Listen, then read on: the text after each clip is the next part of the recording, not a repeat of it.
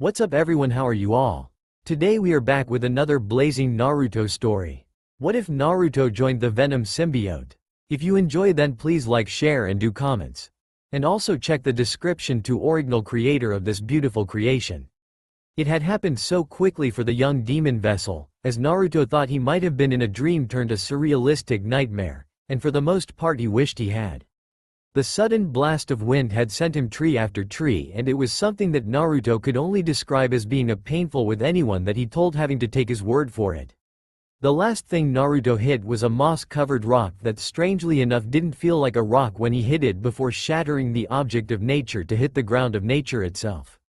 Naruto had a feeling that if the Kyuubi sealed inside of him wasn't there, he would have been dead from this event several times over, and if that wasn't the case it would mean he would be in the hospital for months on end.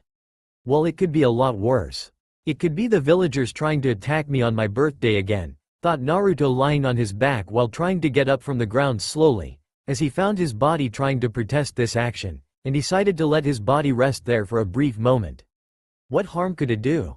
As Naruto closed his eyes, a black liquid goop came out of the rock that was not a rock, but a metallic chamber that held the thing in suspended animation, and had been freed upon the boy's impact with its prison. The black liquid, however, needed a vessel to live in soon, or else its newfound freedom would not last long. Seeing the boy lying on the ground unconscious, but alive nonetheless, the black goop moved towards the boy, and entered Naruto via the seal that was currently invisible on his stomach. Naruto's mindscape. Well, what do we have here? Something that does not belong here like myself has decided to make its presence known to me, said Kyuubi, as it had been quite a while since the fox had seen a creature like the black creature now in the cage with him making a crude manifestation of a humanoid form. Just when this boy couldn't get any more intriguing, I find he is the vessel of another entity with an incredible source of energy, and I find my curiosity growing, said the black humanoid creature before looking over at the sleeping form of Naruto. Yes. I was sealed inside this boy the day he was born by his own father and was meant to be seen as a hero. Unfortunately, human arrogance and their hate for the things they fear caused the exact opposite for him. I can't tell you how many times that my vessel has had a close call with these foolish humans. They have stunted his growth so much in learning the ways of the shinobi, making sure he had malnourishment, and the fact that the old fool of a Hokage being too spineless to protect the boy from those fools that share a seat of power with him, said Kyuubi, as he had been awake in the boy since the ink first dried on the stomach of the child, and had heard the arguments from the arrogant humans that wished to end Naruto's life. And he has survived long enough to have some measure of ability to fight back using what knowledge he has in his mind. Impressive all things considered, though I sense all the knowledge he has learned is sealed away in his mind, which was helped along by all the abuse this village has put him through, as well as the betrayal he feels from his own teammates not acknowledging him in the slightest, and being ignored all this time by them. This part of him will not do. I need to fix this before things become a real problem for me now that he is my vessel. If you help me, I will see to it that the boy becomes a strong vessel worthy of being yours, and make him a being of unmatched power, said the black goo, as he sensed the boy's mind was only working at a limited capacity from the hits Naruto took to the skull, and the mental stunting the village did to him. Agreed. Too long has my vessel been too weak to fight back against the stronger foes of the world, and if I am to survive then my vessel will need the strength to repel them. Tell me your name, said Kyuubi, as he was intrigued by this creature before him, and wanted to know more. We have no true name, Great Fox, but the one given to us by our previous host will do, and it is a name that will bring fear to those that would become our vessel's enemy. Call me Venom, said Venom, bowing to the fox before making his way to the seal, only to be repelled by the cage, and causing the symbiotic entity to howl in pain. It seems the seal of the Shinigami refuses to let you pass through since you entered through it to get here. In order for you to be able to cross over, the seal needs to be altered in some way that it cuts off the means of repelling you, and to make matters worse that would also have to be done from the outside, said Kyuubi, since the seal was the same in keeping his powers back for the most part and had to wait for Naruto to call upon his power. Then I will wait. If what you say is true, then there is certainly someone out there that can do it, and if my instincts are right, someone will do it, said Venom, as the creature had been known to be correct from time to time. I think you're right. The kit's not here anymore, said Kyuubi, seeing past the cage and saw that Naruto wasn't there anymore, but trying to catch up with his team, and find out what happened to them. Outside world, Naruto shook his head at the strange feelings that were running up and down his body at the moment after waking up while swearing to himself that he thought he heard voices. Right now, he was racing to his friends, as he sensed a chakra spike in the direction that he was currently heading, and Naruto knew that when something like that happened, it wasn't good. He arrived just in time to stop Sasuke from handing over their scroll to that grass nin, who seemed to be much stronger than a genin should be, and punched the Uchiha right in the face. Some arguing and some fighting with the grass nin soon after, Naruto had called upon the Kyuubi's chakra to help him fight the snake that was summoned by the grass nin to get Sasuke, and protect the scared Uchiha prodigy from being killed. "What power you have inside of you, little boy, as I thought you were the one that held it inside of you with those eyes of yours, and the rage behind them from your childhood speaking volumes to me. However, this power you wield is not something I need to have around me at the moment, so please forgive me when I say I have to remove you, and the power you that's standing in my way of what I want," said the grass nin, holding Naruto near him before hitting the demon vessel with the 5-pronged seal and threw him into the nearest tree.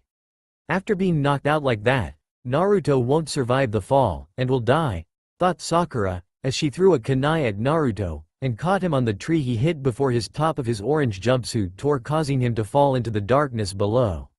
"Oh dear, your intentions were noble, little girl, but sadly while your aim was good, the actual plan itself was folly, and now your teammate is dead," said the grass nin, as he saw Naruto fall, and then turned his attention to a frightened Uchiha Sasuke. With Naruto had fallen into unwillingly forced unconsciousness at the hands of that creepy grass nin and had hit several trees before breaking through them during his fall. While this happened, Venom had found that due to the grass nin's unexpected attack on the Shinigami's seal, he was able to move freely from the cage that held Kyuubi, and began to take action to prevent their shared vessel's death. "I need time to make alterations to my vessel, so a little change in the boy's position is required, and maybe some privacy for this transformation to happen," thought Venom, as he covered Naruto's hands with his presence, and shot a web line with the borrowed right hand to a tree to stop the fall. Venom succeeded with ease before using the other hand. He created web-like cocoon around the boy, and began to go to work on Naruto's body along with his mind since it needed some maintenance at the moment. It was understandable from what Venom could see, as the seal on the boy's neck had absorbed all of the information Naruto was supposed to know, and keeping it there like a vault that held it all. This thing was put here about 2 years before the boy would enter the academy, but by whom exactly I do not know, and from the looks of things was done rather crudely, said Kyuubi, who found that just because he was cut off from his vessel, didn't mean he was cut off from Venom, and vice versa. "Yeah, it's a treasure trove of knowledge that if unlocked would give our vessel the means to surpass all others. While its design does seem second-rate, it is effective in its use, but I think I can destroy it, and without any negative side effects from doing it," said Venom, seeing the seal in the boy's mind and found certain weak spots in the seal that black organic life form was itching to exploit. "You need to be careful, as my healing powers cannot help you, and even more now that I'm cut off from the boy thanks to that grass nin that smelled of snakes," said Kyuubi, as he had no means now to repair the mental damage that could be inflicted by this move, and hoped that Venom knew what he was doing. "Right," said Venom, as he used his tentacle-like arms to worm his way into the many cracks of the seal, making them bigger and wider until the wall collapsed under Venom's handiwork. Instantly, the information that had once been denied to Naruto all those years during the academy, was now spreading throughout his brain, and helping the boy get stronger at an incredible rate. While Venom looked over his handiwork inside Naruto's head, he then turned his attention to Naruto's body, and let out a heavy sigh knowing this would take a whole lot longer. It wasn't like Naruto's team was in any danger. It had the Uchiha prodigy, after all, so it was only natural that the boy fend off the grass nin, proclaim his dominance, for now, and do his whole lone wolf thing in heading to the tower. Venom knew how much the Uchiha disliked Naruto from his vessel's memories, as well as the Haruno girl's constant belittling of him for trying to get better than the Uchiha, and hitting him in the process. Something that Venom believed the girl's mother encouraged and would continue to do if it meant hurting the Kyuubi brat continuously. And it was something that Venom was going to change once he was done making all of the necessary changes to Naruto. With Team 7 sometime later. Sakura wiped the sweat from Sasuke's forehead with the white cloth she had on hand that was from her first aid medkit she had taken with her for this event. She looked at the so-called last Uchiha with worry, as her not-so-secret crush moaned in pain, and wondered what the strange pale man did to her. Sasuke-kun. Sakura had also set up some traps, as she had learned at the academy, to help prepare for any enemies that came their way, and hoped that her various defenses would hold long enough for Sasuke to recover. All Sakura could do was play the waiting game, as there was nothing else she could do, and made a mental note to seek out advice in terms of learning more than what she already knew. When do we move to strike? I want to knock that arrogant Uchiha around before we gut him like a fish, said Zaku, as he was itching for some blood at the moment, and at the moment was hungering for Uchiha blood. Soon. The pink-haired one is still very much awake, and it would be easier to wait a little longer when she falls asleep to take them both out, said Dosu, as he knew that while the plan was gore-free, it was nonetheless effective, and would complete the mission given to them by Orochimaru. Something is wrong with this scenario. There should be a third person with them. Are you sure their other teammate died? Said Kin, as she was having some concerns about this mission, and wanted to make sure no unwanted surprises happened. Orochimaru said it himself that the boy fell to his doom and will not be here at all, so quit your bitching so we can do this right, said Zaku, as he was in no mood for Kin's worries, and second-guessing of plans so late in the game. Says you bed wetter, thought Kin, as she knew that boy had problems when it came to sleeping, and if it wasn't for the fact that the boy beside her would kill her if she told, she would have blurted it out sooner. Quiet. Our target's bodyguard is dozing off now. We strike in the next 30 minutes to make sure it's not a ruse, said Dosu, as there had been situations that they were taught where the enemy would appear to be sleeping, and actually weren't. Got it, said Zaku, as he was looking to satisfy his bloodlust, and if the pink-haired girl was still alive, he would satisfy something else before removing the Uchiha's teammate from the equation permanently. With Naruto 35 minutes later. The web-like cocoon around Naruto began to move slowly at first, but after the first tiny hint of what could be called a twitch of movement soon became a jerking motion, and the web-like material that saved the Uzumaki from falling to an imminent death had been ripped to pieces. Now in the place of Uzumaki Naruto was a taller, more muscled figure covered in a dark bluish-black with a large white spider symbol on his chest, and once more on his back. As the figure began to fall from the shreds of the torn webbing, as he was now a prisoner of gravity, the entity raised his right hand turned fist, and shot the same type of webbing made of the cocoon to a nearby before using it to swing through the trees. Venom was currently in control. The mind of Uzumaki Naruto was still unconscious, but Venom was not, and seeing as how the body needed to be tested, it seemed appropriate until the boy awakened. By that point, Venom would begin telling the boy everything that happened, and hoped the boy didn't freak out from it. Sensing danger not far from his swinging, Venom directed his newfound shared body to that location, and upon perching himself on a nearby tree was able to see the source of all it. Crawling along the tree's branch to the middle of the tree trunk, Venom saw a fight currently going down with Naruto's team fighting off the Sound Team with the help of Team 9's Rock Lee, Team 10 that was the Ino Shikacho, and the appearance of Team 9 above on a tree branch looking down. The Scooby Gang is almost all here. Shame Team 8 couldn't be around to see this, as that Hyuga girl would love to see her crush in action, and probably get a nosebleed, thought Venom, as he had seen Naruto's memories of the girl, and knew that Hinata had a mean crush on the boy.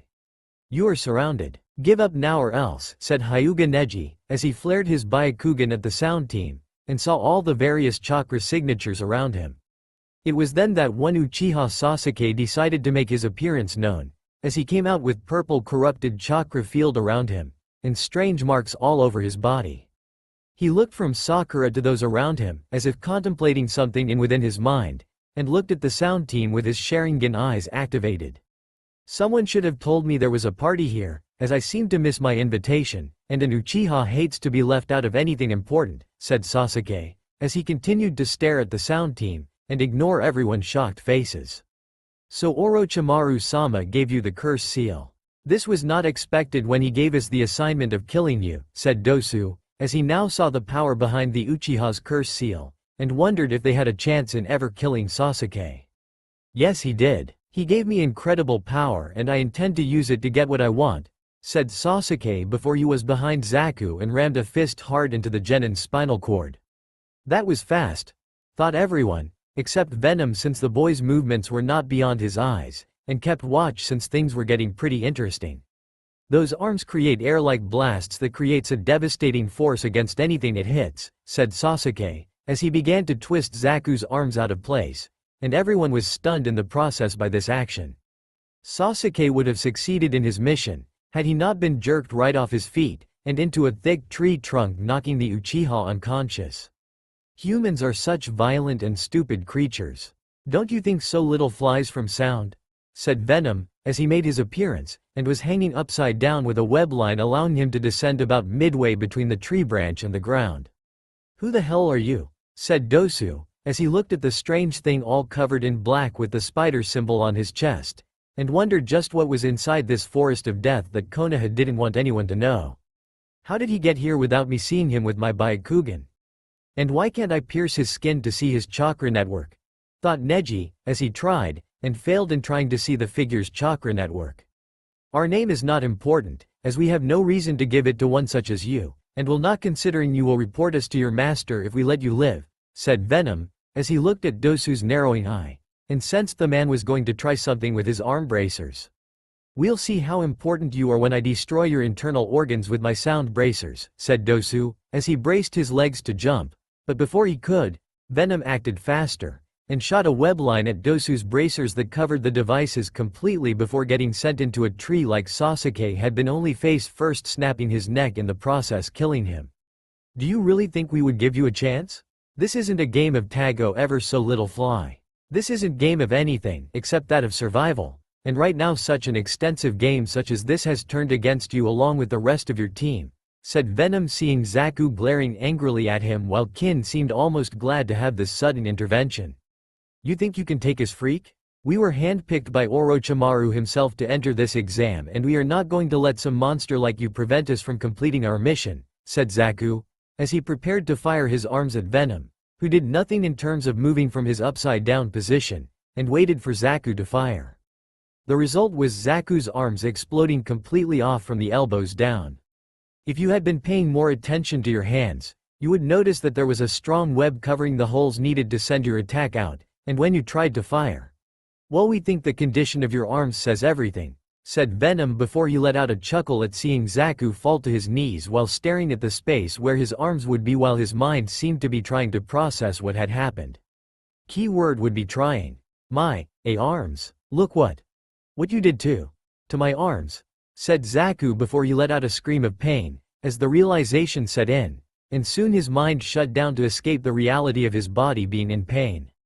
And then there was one, said Venom, seeing the frightened girl that was Kin now trying to make a run for it, but she found herself strung up by her ankles by one of Venom's web lines, and soon found herself hanging upside down a few feet away from the spider symbol wearing figure. Please don't hurt me. I was against this idea the whole way, but if I said anything, then Orochimaru would kill me, or worse, use me for one of his sick experiments, said Kin, which was true, as many had voiced their reluctance to partake in a few missions, and each had either died or wished they had at the hands of Orochimaru. We imagine you were little female fly, so we are not going to disfigure you like we did your two teammates, as we have a better idea in mind, and while we would like nothing more than to discuss it here. Well, there are too many ears along with eyes aimed in our direction, said Venom, as he knew that the best way to deal with this was to get this girl to the Hokage, and make sure she spilled her guts to him about what this Orochimaru had planned. Can you protect me? Do you work for the Hokage? Said Kin, as she was shaking quite a bit, and it was sending vibrations throughout the web he was hanging her from. Her second question got everyone's attention. We do work for the Hokage and will be more than happy to take you to him. However, you must be taken someplace safe that will allow you to speak with him privately, and we know of such a place, said Venom, as he was feeling the tug of Naruto's conscious mind trying to awaken, and was trying to keep it down for as long as possible. I'll do anything you ask. Just please protect me from Orochimaru. He's a monster, said Kin, as she was now practically in tears at this point, and Venom sensed her fears for the Sannin. Then we shall take our leave from here with you in hand, said Venom, flipping the girl right side up along with himself and wrapped a muscled arm around Kin's waist, making the girl blush a healthy shade of red. Hey, wait, Could you help find our teammate? Said Sakura, as she hoped the strange figure would help find Naruto, and hopefully get him back to them in one piece. Why do you care, Haruno? You abandoned the boy for the Uchiha after he fell into the shadows fighting Orochimaru, said Venom, getting shocked looks from Team 10 and Team 9 at that news, since they were always told to never abandon their teammates. How did he know that? It's not like I wanted to, but Sasuke-kun is from a noble clan, and if I spent any more time lingering around where I was while looking for that baka, I could have lost Sasuke-kun, thought Sakura, as she saw the angry and disappointed looks in the eyes of the others. Uzumaki Naruto does live, as we have made sure of that, but the next time that you do see him, he will not be the same as you once knew, and the next time you try to punch him, do not be surprised if he decides to punch back. Oh, before we forget this, Team 7 should take Dosu's scroll to qualify for getting to the tower in the center of this so-called Forest of Death, said Venom before swinging around on his web line to a nearby tree branch. What do we do with these two? I mean, one's dead, and the other is dying. This is so troublesome, said Shikamaru, as he rubbed his head in thought, and wondered where Naruto could be right now. You would do the wise thing and leave him. He'll be dead before you can get him any medical attention, and his scent will no doubt bring about animals of the predatory kind, said Neji, as he knew from his training with Guy. And at the Hyuga clan compound, the animals of the predatory nature will follow the scent of blood depending on how much of it was spilled. What about Naruto? You heard that weird guy with the spider symbol on his chest. Did his own team abandon him? Said Choji, as the news of his fellow ramen consumer was weighing heavily on his mind, since the two were good friends at the academy, and the blonde was always considerate when it came to his weight. It was as if Naruto knew what it was like to be discriminated against. He also said Naruto was alive and we'll probably meet them at the tower. Since we all have our needed scrolls, I don't think we need to take anyone else's here, and since most of the rookies are all here, it makes sense for us to just all go together to the tower in the center of the forest, said the lazy Nara while seeing Ino help her pink-haired rival for Sasuke with her hair, as he too wondered what became of Naruto, and the strange figure with his warnings of Naruto punching back. I wish to see Naruto again as well and see what has transpired, that his flames of youth may have been diminished or changed from what they once were, said Lee, as he was all fired up, and was ready to go, much to his two teammates' displeasure. If only they could leave him in the Forest of Death. Forest of Death Central Tower. 2 days later, the three genin teams made their way into the tower with mixed expressions on their faces, as they couldn't help but wonder about Naruto, and felt a sense of curiosity towards the information they were told. They were surprised when several of their senseis appeared from their scrolls along with Iruka, who told them all about the meaning with the written inscription when they entered, and each sensei was surprised when asked about Naruto. This of course brought them to an interesting reaction from all of them at seeing the news, and very much improved Uzumaki Naruto.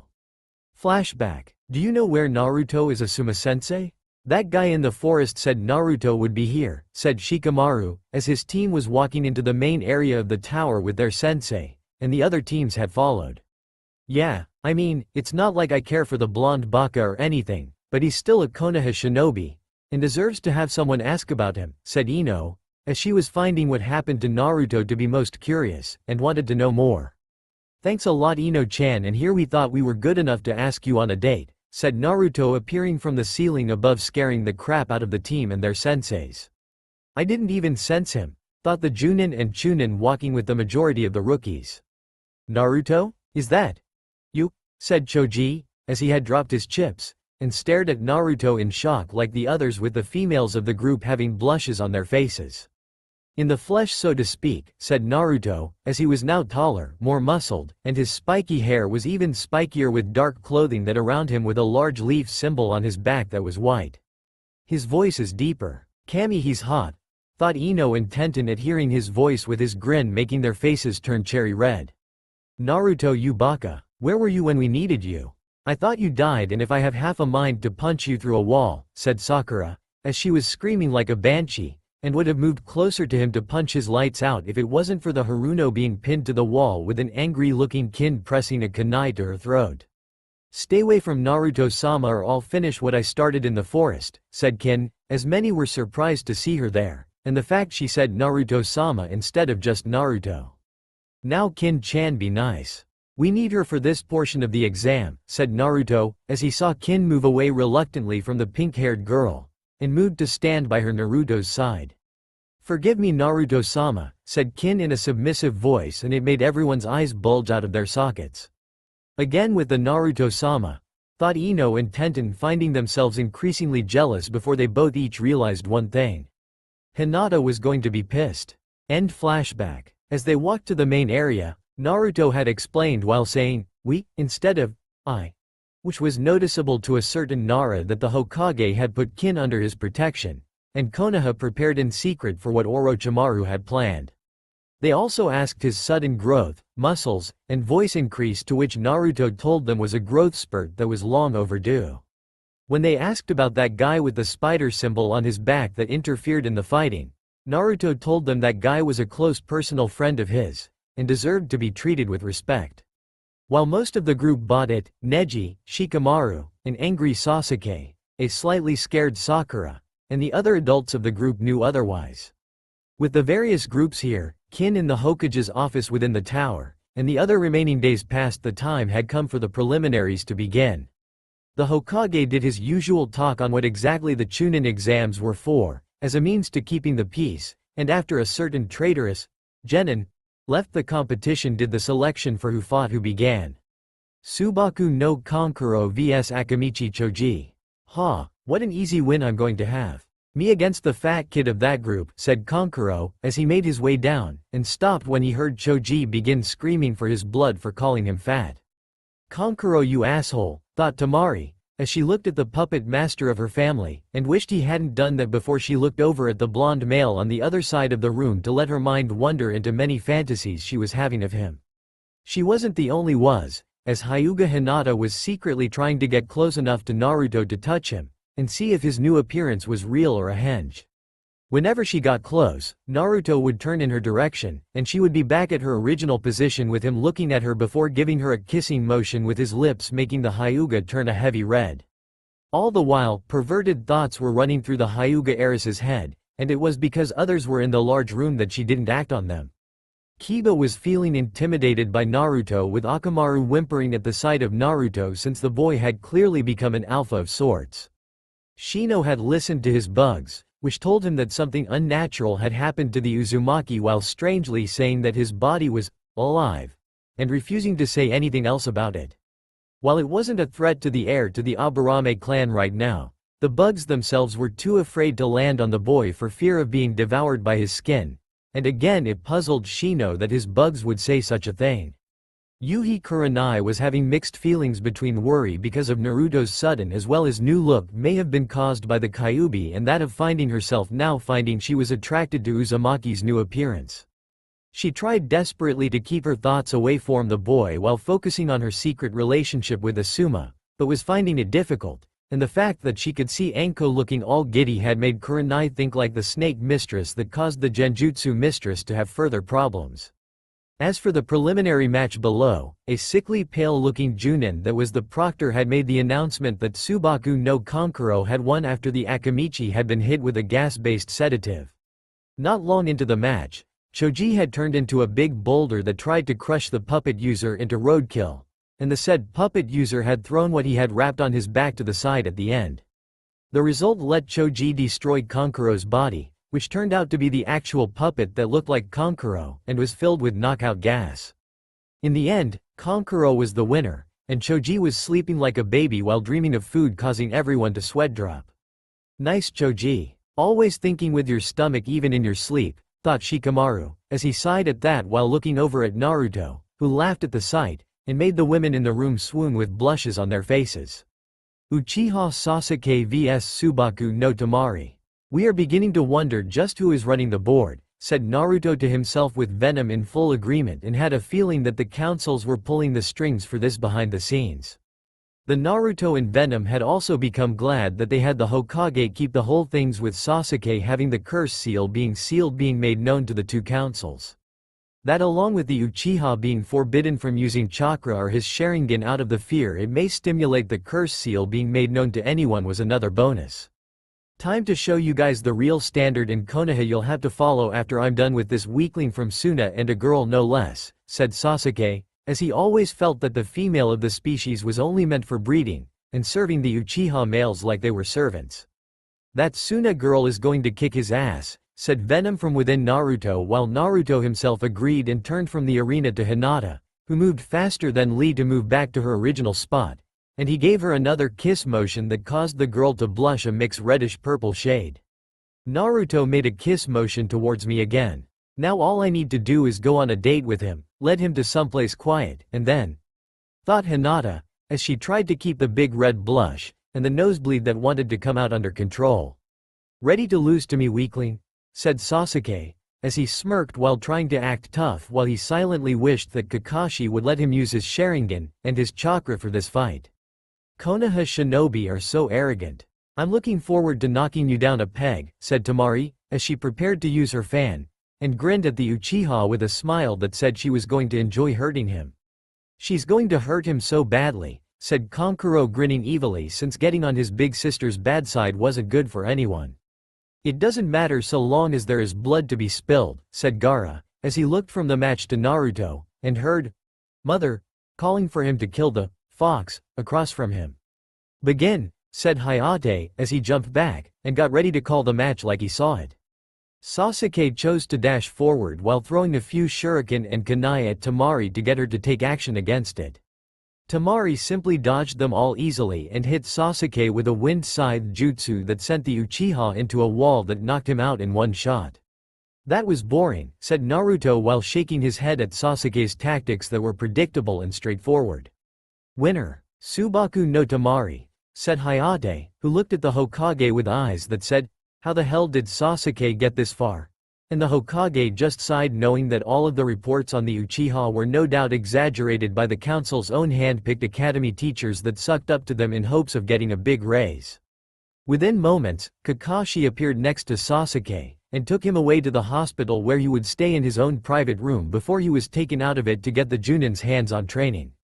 Among the many things Venom had told Naruto during their time together, it was that Kakashi was a hypocrite that never followed the rules he gave, and that favoritism was something that the Junin was going to do in regards to Sasuke.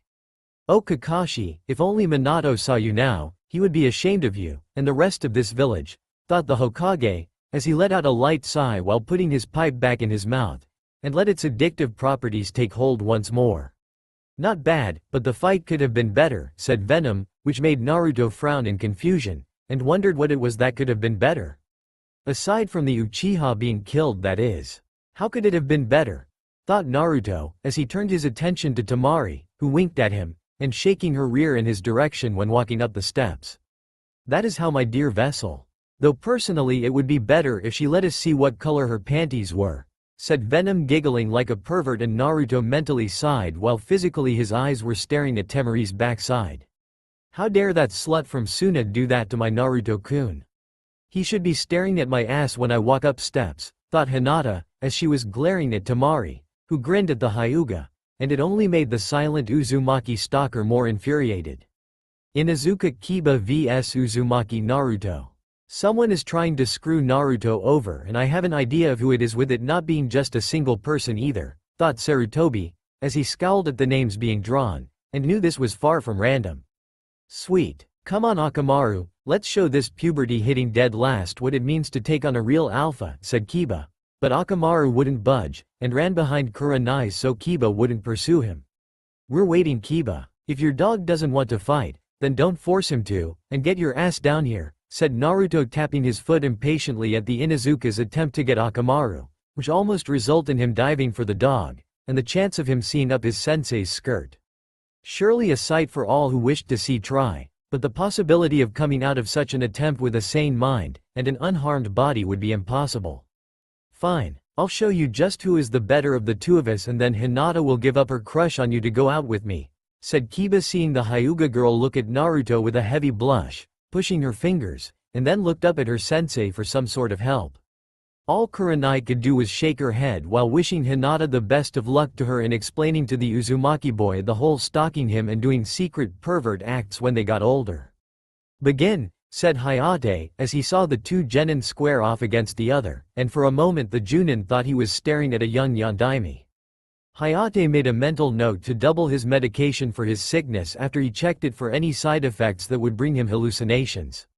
Like Sasuke did with Temari in his match, Kiba moved quickly to attack Naruto with his clan's speed that, while not on par with Rock Lee, was still pretty fast for a genin, and aimed to maim his opponent. The plan might have worked in the beginning had Naruto not jumped effortlessly over the Inuzuka air and landed gracefully while smiling his ever-confident smile at Kiba. "Now Kiba, we know you wish to find a mate soon, but we don't think we're your type, and we would prefer you didn't try to force me near you just to get a kiss. We just do not swing that way," said Naruto, making several people around them laugh at the angry Inuzuka while Hinata was admiring Naruto's behind while her inner self was telling Kiba to stay away from her Naruto-kun and that she would make the dog-commanding boy pay for blurting out her secret. "When I get a hold of you, I'm going to beat you within an inch of your life, and show just how I am better than you," to Hinata. "Piercing Fang," said Kiba, as he tried to use his clan's attack, and Naruto dodged again while looking very bored. "And how exactly are you better than us again?" said Naruto, as he raised an eyebrow at Kiba, and dodged Kiba's attacks again. "Because I'm not some filthy demon that hides behind human skin," said Kiba, throwing a smoke bomb onto the ground while Naruto narrowed his eyes and let his face become protected thanks to Venom creating his mask for him, since no one would be able to see past the smoke bomb for a little while. While this happened, Sarutobi narrowed his eyes at Kiba, and wondered just who had told the boy about Naruto's guest, before making a mental note to have Ibiki take a crack at the Inuzuka heir to get some information. "You make it sound so simple for everyone around us, Kiba Teme.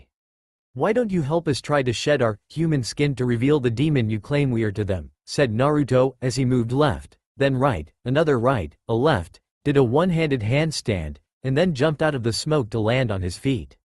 "That mask," thought the various genin and junin watching Naruto. "Gladly. Piercing Fang," said Kiba, as he leapt forward spinning, and aimed directly for Naruto's chest. "Pay attention everyone, as you are about to see why no one invites us to play a game of Twister," said Naruto. He bent back at an impossible angle with only one of his feet on the ground, with his other foot hitting Kiba right in the face, sending him high into the air, with gravity soon reapplying itself to him before making the Inuzuka fall to the ground hard. "Winner, Uzumaki Naruto," said Hayate, who looked to the Hokage and sent him a look that said, "How did he do that?" That was answered with shrug from the Hokage while the medics took Kiba away. Which was a lie, since Naruto explained everything to him in his office in the tower. Flashback several days ago. "So let me get this straight, Naruto. You are telling me that this creature inside of you, calling itself Venom, is a symbiotic organism that bonded with you in order to live, and has basically altered your body to be at an otherwise perfect performance," said the old Hokage, who was getting a headache from this information, and so was Kin after already telling the Hokage about Orochimaru's plans for Konoha during the finals. To say the Hokage was surprised was an understatement, and would like saying the old Hokage was, well, old. He knew that Suna had fallen on some bad times, but this was not good for the Leaf, and even more so if Orochimaru could lure other allies away from being just that to Konoha. Not only that, but what happened to Naruto was nothing short of amazing, but the news of a seal being placed on the boy to lock away any knowledge he gained made him worried, and suspected that members of the Shinobi Council had a hand in that. "That's right, old man. We are one, so don't be surprised if we start speaking differently in terms of speaking like we are two and not one." "Got it?" said Naruto, seeing the old man rub his temples while mumbling something about having a headache. "I pissed off someone in a past life," thought Sarutobi before looking at Naruto and then over at Kin, now shifting nervously since she had defected over to the enemy of her former master. "Now that you have our story, old man, we need to know what becomes of Kin-chan here, and how do we stop the councils from screwing us over," said Naruto, as he saw the old Hokage wince at that, since the councils had been messing with things for some time, and it had been a major thorn in the old monkey's ass for over a decade. Since Naruto's birth, actually. "Well, for you, Naruto, there is little I can do, as the councils are determined to make sure you never see past your 16th birthday, and I've been doing everything I can to stop them. As for Kin, the councils will want her viciously interrogated by their own people, and no doubt thrown away, saying that her usefulness is over to them. The only thing that we can do, given how she described everything all the way up to her capture, is to make her your slave, and secret concubine," said the Sandame, as he secretly prepared a sound barrier jutsu under the table 2 seconds before their faces went red, and Kin's became red with anger. "I have to what?" yelled Kin, who wished she had a kunai right now so she could cut off the old man's balls to stuff in his stupid Hokage hat. "Would you prefer that the two councils get their way? They've tried numerous times to remove Naruto or turn him into a weapon despite what the Yondaime's dying wish was. They will torture you as if you were someone from Iwa and then dispose of you how they see fit. They will use means to make you one if not a servant to all their needs by using a law that has been around since the Shodem founded the village. I would also prefer that you were the slave and concubine of someone around your age, who will at the very least will treat you like a person, and not like some object to be used like a thing for one's own agenda," said the Sandame, as he had seen many prisoners of the female variety be taken by the high-level council and clan members with the most pull that became slaves. From what Sarutobi learned from his informant, the ones that became the Uchiha clan slaves soon killed themselves within a week of their enslavement, and that was if they were properly fed before going to the Uchiha clan. "We wouldn't treat you like property, Kin-chan. Not our style," said Naruto looking at the girl, who while still angry at the idea of being someone's slave and secret concubine felt that the alternative was far worse. "All right, I did say I would do anything to be free from Orochimaru. I assume I have to get some kind of seal or tattoo of some kind to mark me as his?" said Kin, as she was taught that girls that were in this situation were always marked by some kind of seal to show they were someone's property. Like the branch family members of the Hyuga clan. "Correct. Now, since keeping you a slave, and a concubine needs to be kept a secret for the most part, the seal will have to be placed in a certain area of your body," said the Sandame, as he saw Kin blush at that since she had not been told where such marks were placed, and next to her Naruto was feeling a little red in the face too. "He better be big down there," thought Kin, as she could tell Naruto was a nice guy, and while being intimate with him was the last thing she wanted to do at the moment, it was going to happen sooner or later. End flashback. It had taken the days waiting for the other teams to get here to apply the seal and let the ink dry to make things official for the former sound shinobi to become Naruto's living property. The two were then sent to Anko, who upon seeing Naruto nearly jumped the boy for looking so hot, and had to be restrained with the Hokage there to prevent it. The Snake Princess pouted of course, as she wanted to get a test run on Naruto's new taller, well-built, and athletic body that she wanted to ride until doomsday. She did however, comply with the Hokage's orders in telling Naruto and Kin the rules behind being both master as well as slave. Rule number 1. The master's commands are law. Almost anything he or she says must be done within reason so long as they don't involve betraying the village or more importantly, the Hokage. Rule number 2. No one can hurt the master's slave or they, if more than one person, will pay both physically to the point of death and financially to the point of assets being taken to help pay for medical bills for the slave's injuries. Rule number 3. The slave, while losing most of his or her individuality, is allowed to have some form of an identity outside of the house if the master says they can. The master cannot physically harm or kill his or her slave if he or she disobeys the master's commands if they are impossible for the slave to complete. Example. Have a slave that has Chunin-level chakra reserves create an army of shadow clones. To do so would in fact violate terms of ownership and would be punished the same way as someone under rule number 2. Rule number 4. A master can free his or her slave to have them become his or her husband, wife depending on the gender and age of given slave. Note. This is only allowed if both parties are recognized as adults of the village. Example. If slave was once a shinobi, then he or she is considered an adult, and will be forced to follow rules as such like an adult. If the slave is a civilian, then he or she will not be considered an adult until he or she is over the age of 16, and will be considered an adult by the Hokage. But that's past history. They know about us. Sort of, said Venom, as the mask that was around Naruto's face released, and saw many people drop their jaws at that. Well, at least they aren't calling for our immediate death or calling us a monster, thought Naruto, to which Venom agreed and wondered how everyone else was going to take it. Good point, said Venom, as Naruto now made his way up the stairs, and saw all of his fellow rookies looking at him in wonder. What, do we have something on our face? Said Naruto, as he was now grabbing his face to touch various spots of it with his black fingerless gloved hand with the white patch on the back, and looked at everyone with innocent looking eyes. You're the one that stopped Sasuke from mutilating that sound shinobi and killed that other kid with the wrappings around most of his face, said Neji, as he was currently annoyed that this nobody had deceived his Byakugan, and wondered what the Uzumaki's secret to it was. Perhaps, or we are that person's long-lost cousin, said Naruto, making the now slightly annoyed Hyuga branch member become even more annoyed at the poor attempt at witty humor. There is also the fact that you say, we, and not, I, when you speak Naruto. The guy in the forest did the exact same thing, said Shikamaru, as he had already suspected it, and his genius mind hadn't failed him yet. Then there is the fact that girl from the sound team named Kin clings to you like a lifeline, said Ino, as she felt she had to become involved, and felt that to not speak up would be stupid. Yeah, you might want to keep your mouth shut on that for the better part of a month, as we don't wish anyone to know she is with us, said Naruto, getting confused looks from the others. W with you? How en Naruto-kun? Said Hinata, as she was secretly hyperventilating and her inner self was praying what she was thinking was not true. It's a long story, Hinata-chan, but if you wait for the better part of a month, we will tell you, and leave nothing out. Deal? Said Naruto, turning to his shy Hyuga stalker whose face was now burning up at being so close, and her realization of it became apparent to her when it did. Deal, Naruto-kun, said Hinata, as she was glad she could get an answer of some kind, and hoped things weren't what they seemed, while her inner self fainted from being called Hinata-chan by her crush.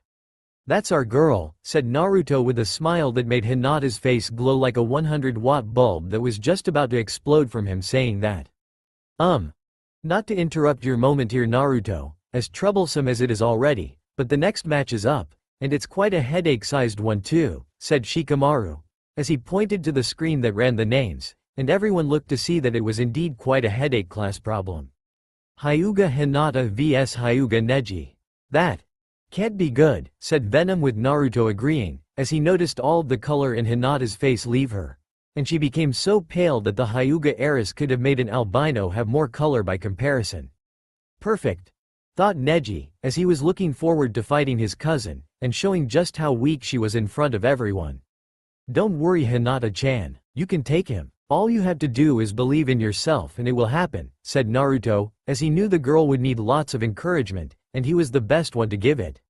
He believes in me, thought Hinata, as she steeled her resolve to fight, and went down the steps with Neji already down there waiting for her with a sinister grin on his face. This could get nasty, thought Hayate, as he saw the Hokage frowning and was in full agreement with it. All the Leaf Junin were, which was why they were secretly on standby, and make sure that there was no life lost here. If things get nasty, we will have to make ourselves known in order to protect the shy one, and severely cripple the arrogant one, said Venom, as he sensed the bloodlust that was coming from Neji, and knew his vessel was going to have to act soon. Begin, said Hayate, as he moved his hand down, and watched the two now go into a staring contest. I have looked forward to this moment for a long time, Hinata-sama, when fate would smile on me, and give me a victory over the main family. My only regret will be that this moment not be seen by as many people as I wish it could be. If you were smart, you would just quit, and let me advance while you still keep some form of Hyuga dignity, said Neji, as he got into his gentle fist stance, and watch Hinata get into her own. I won't quit, Neji-ni-san, said Hinata, as she felt Naruto's eyes on her, and knew that holding back was not an option in this fight. Begin, said Hayate with his hand going down, as the two Hyuga clan members now attacking the other viciously with their gentle fist skills, and began hitting the other with devastating blows. Hinata's moving pretty fast, and here I thought she was this shy frail girl that was too scared of her own shadow, said Ino, as she was impressed with the fierceness of the Hyuga girl, and realized Hinata was not the frail thing everyone thought she was. She may be shy, but Hinata is hardly frail, said Naruto, as he saw Hinata was pushing herself to keep Neji from gaining any form of advantage, and he also saw Neji struggling to press for an advantage.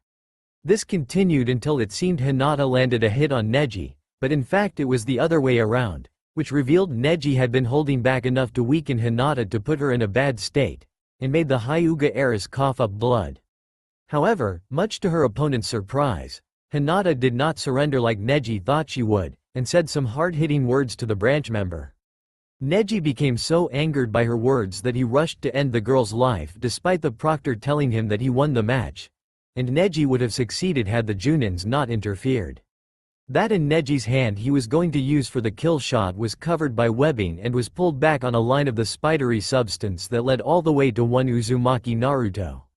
However, Uzumaki Naruto's physical form was not what it once was, as it was now covered in bluish black, had a large white spider symbol, and his masked face had the appearance of something demonic.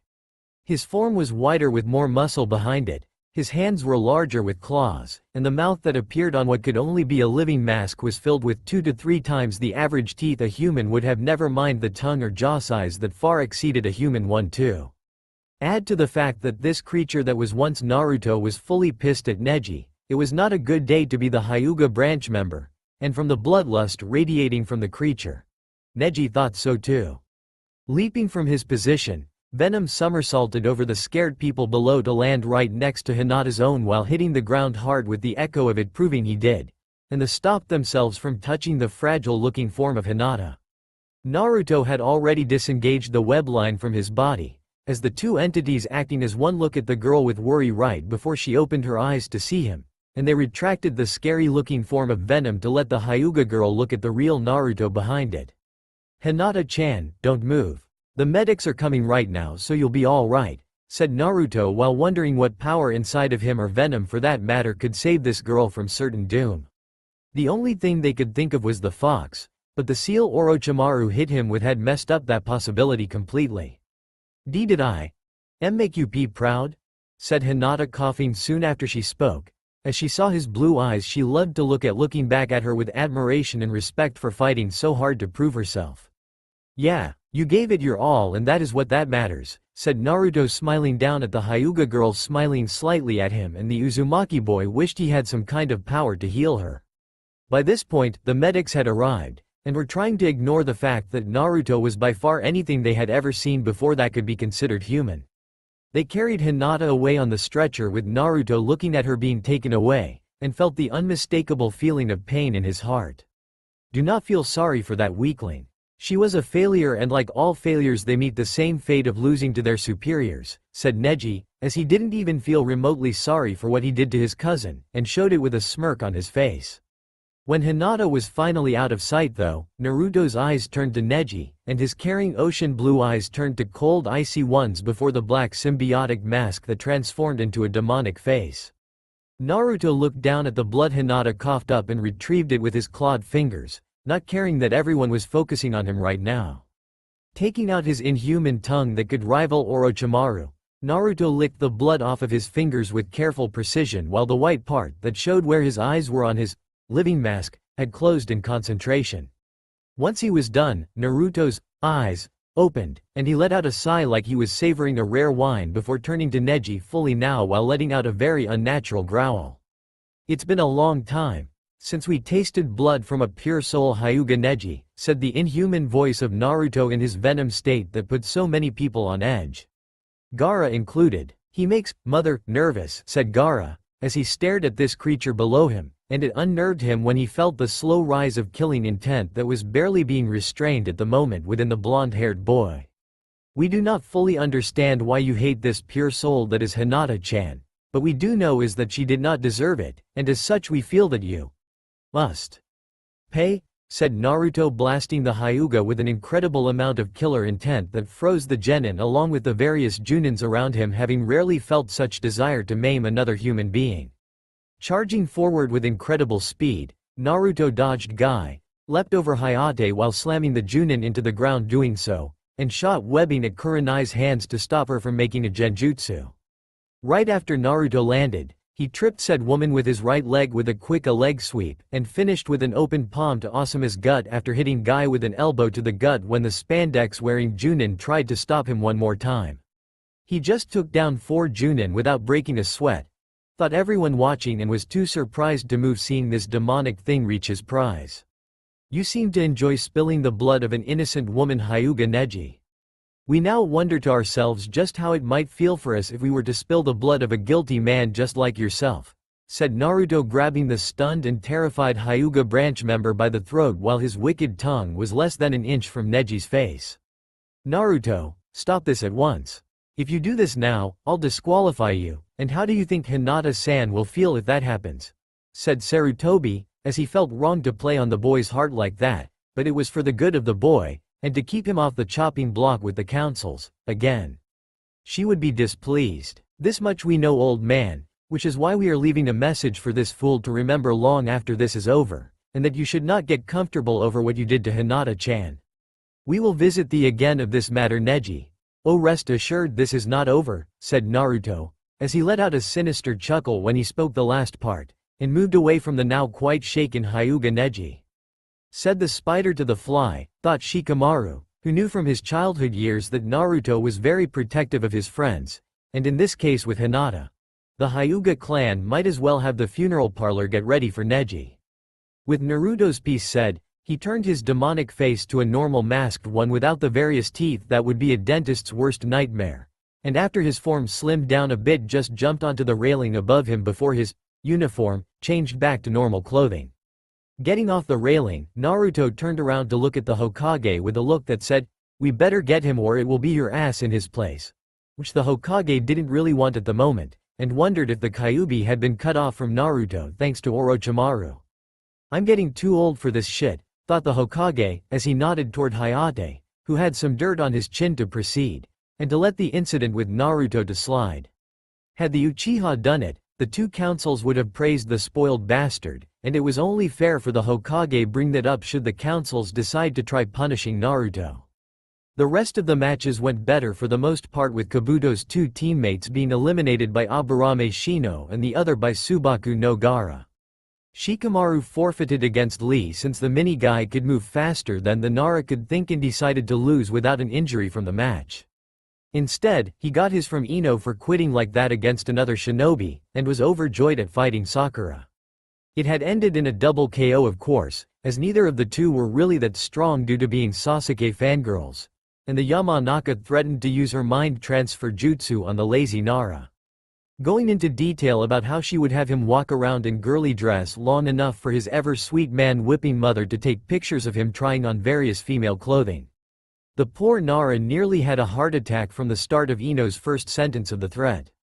In the end, only Tenten didn't have to fight, as they now had 8 competitors for the final part of the exam, and all that was left was to pick out a number for each shinobi. Anko walked over to each one with a box with slips of paper with the numbers 1 to 8 on them, and each of the competitors took one of the slips in the box at random. "State your name and number you have," said Ibiki, as he looked at Neji first, and saw the boy show him the number in his hand. "Hyuga Neji. I got number 2, said Neji showing the paper with the number written on it. "Subaku no Tamari. I got number 4, said Tamari showing her slip of paper with the said number. "Subaku no Gaara. I got number 7, said Gaara, as he had his sand hold the paper with the odd number for him. "Rock Lee. I got number 8, Yash," said Lee, only to be smacked on the back of the head by Tenten next to him. "Baka. Oh sorry, I'm Isis Tenten. I have number 6, said Tenten, a bit sheepish at being the current center of attention while showing her slip of paper to Ibiki. "Aburame Shino. I have number 3, said Shino showing his paper with the given number while Tamari inwardly gagged at having to fight the bug user. Though it was still much better than facing her own little brother Gaara. "Subaku no Konkuro. I got number 5, said Konkuro while silently dancing around inside at not having to face Gaara or his sister since both could kick his ass all over the place. "Uzumaki Naruto. And we got number 1, which is kind of interesting since we thought we were always that number and intend to fight to keep it," said Naruto, turning his head to Neji, who was now sweating a bit nervously though he tried to keep his face stoic, and trying to keep the horrible demonic-looking face from appearing in his mind. "All right, we have your names, numbers, and who you will be facing 1 month from now in the finals in the Chunin Stadium," said Ibiki, showing them the list on the board. First match. Uzumaki Naruto vs Hyuga Neji. Second match. Aburame Shino vs Subaku no Tamari. Third match. Subaku no Konkuro vs Isis Tenten. Fourth match. Subaku no Gaara vs Rock Lee. You now know who you are fighting in 1 month. Good luck to all of you, as you will need it for the road ahead in preparing for what lies ahead of you, and make your nation proud, said the Hokage, as he looked at the competitors while stopping at Naruto's form, and saw the grin that never left the demon vessel's face at seeing himself paired against the Hyuga prodigy. Hyuga Neji, you better give your soul to Kami before our matchup, because when the time come for the day we do battle, your ass will belong to us, and no one is going to stand in my way, thought Naruto, as Naruto let out a chuckle while his second guest in his body covered him in his venom-like state, and he shot out a web line to take off to see Kin to tell her the news. Then the fun would truly begin. It was dark out when Naruto swung through Konoha with Kin on his back holding on for dear life, as he moved this way, and that while running on rooftops when he wasn't using the web line method of getting to his apartment. He told Kin outright that his place was not a palace by any means, but it was home, and Naruto was glad to have whatever he could get in this world considering how the village had not treated him like they were supposed to. Kin didn't mind since her home back in Sound was basically a shade short of being a prison cell if it didn't have the bed and window in it to give place clean air. Hell, the clothes she had on when she entered Konoha for the exam were all she had, and upon the new change to her way of life had to forfeit them for civilian clothes. Naruto, being the gentleman that he was, had told Kin that he would get her a new wardrobe and make her stay in Konoha pleasant rather than hell on earth. He's being so nice to me, as any other boy his age or older would have treated me like crap, or used me like Anko said most would if they were given the chance, thought Kin, as she had known a fair share of women, and even men had become slaves in various shinobi villages after being tortured beyond the breaking point. At least with her, Kin could say she was glad she was Uzumaki Naruto's slave, and not some other old pervert that could be the age of her father. Better to be with a guy that would treat her like a person, than someone that would treat her like property. And from what she heard from the Uchiha's matchup with that Suna girl Tamari, Sasuke was the exact opposite of Naruto. We're almost there, Kin-chan. Hold on, said Naruto, as he swung through Konoha, and after leaping off 2 more rooftops landed on the roof of the apartment building he called home. Kin was dizzy from the ordeal, as she had never experienced anything like it before, and had to run to the side of the apartment building to release the contents of her stomach.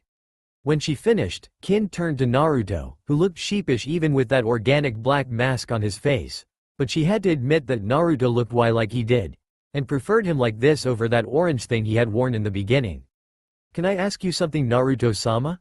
Said Kin, as they left the roof for Naruto's apartment, and the boy had changed into black clothing once more. Fire away, said Naruto, as he opened the door to his apartment after unlocking it with his key, and entered the apartment while looking sheepish again at the slight mess the room was in. Why did you wear all that orange when shinobi are supposed to be not orange when out on missions? Said Kin, as she saw the place was somewhat nice considering a 12-year-old kid was living on his own, and fighting a village he called home that hated him for reasons she just learned due to speaking with the Hokage. It's the only thing we could get. Stores, restaurants, and other places would sell us little to nothing because of the furball in us. This is all we have to go with, as the fuckers that run the civilian council also ran the stores in Konoha, and they were somehow able to get the word out about us to them before the law could be put on paper.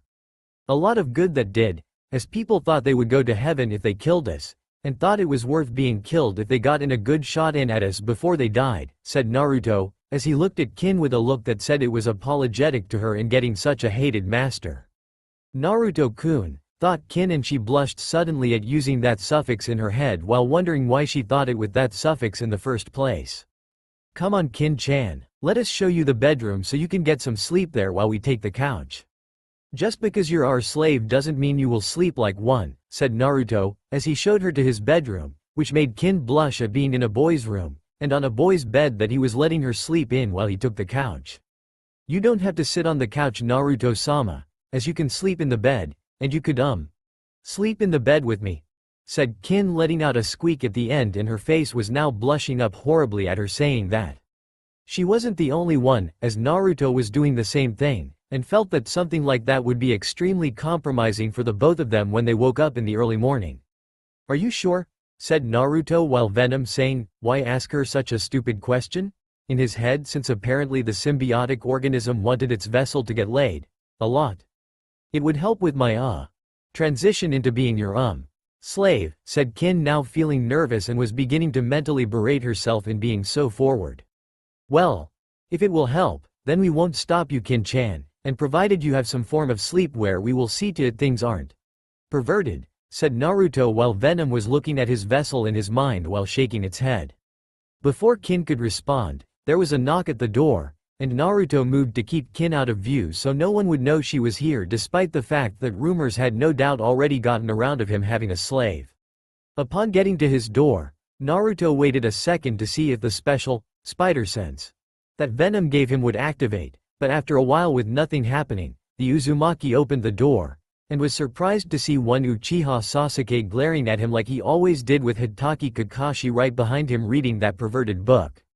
"What do you guys want?" said Naruto, as he looked at his so-called sensei with a bored look on his face, and ignored Sasuke's scowl that he boy was sporting for not meeting the Uchiha in the eyes.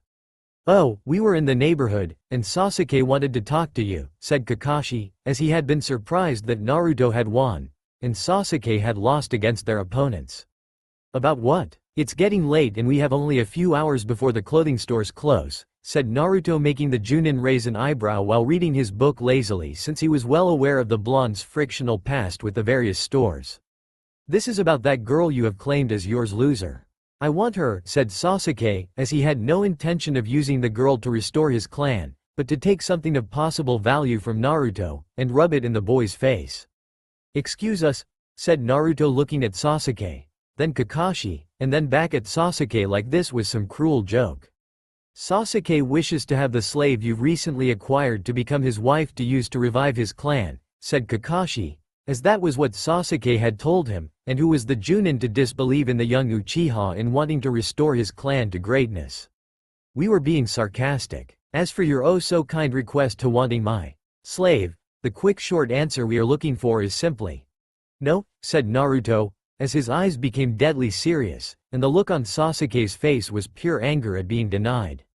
"What, you dare refuse me? An Uchiha elite," said Sasuke, as he had always had things that he wanted handed to him without question, and enjoyed it very much so that he to say no to him was out of the question. "No, the Tsuchikage of Iwa. Of course you Sasuke Teme. We do not answer to you and will not give up Kin-chan for your own personal amusement," said Naruto, as he began to shut the door only for Kakashi to stop him, and looked at him seriously.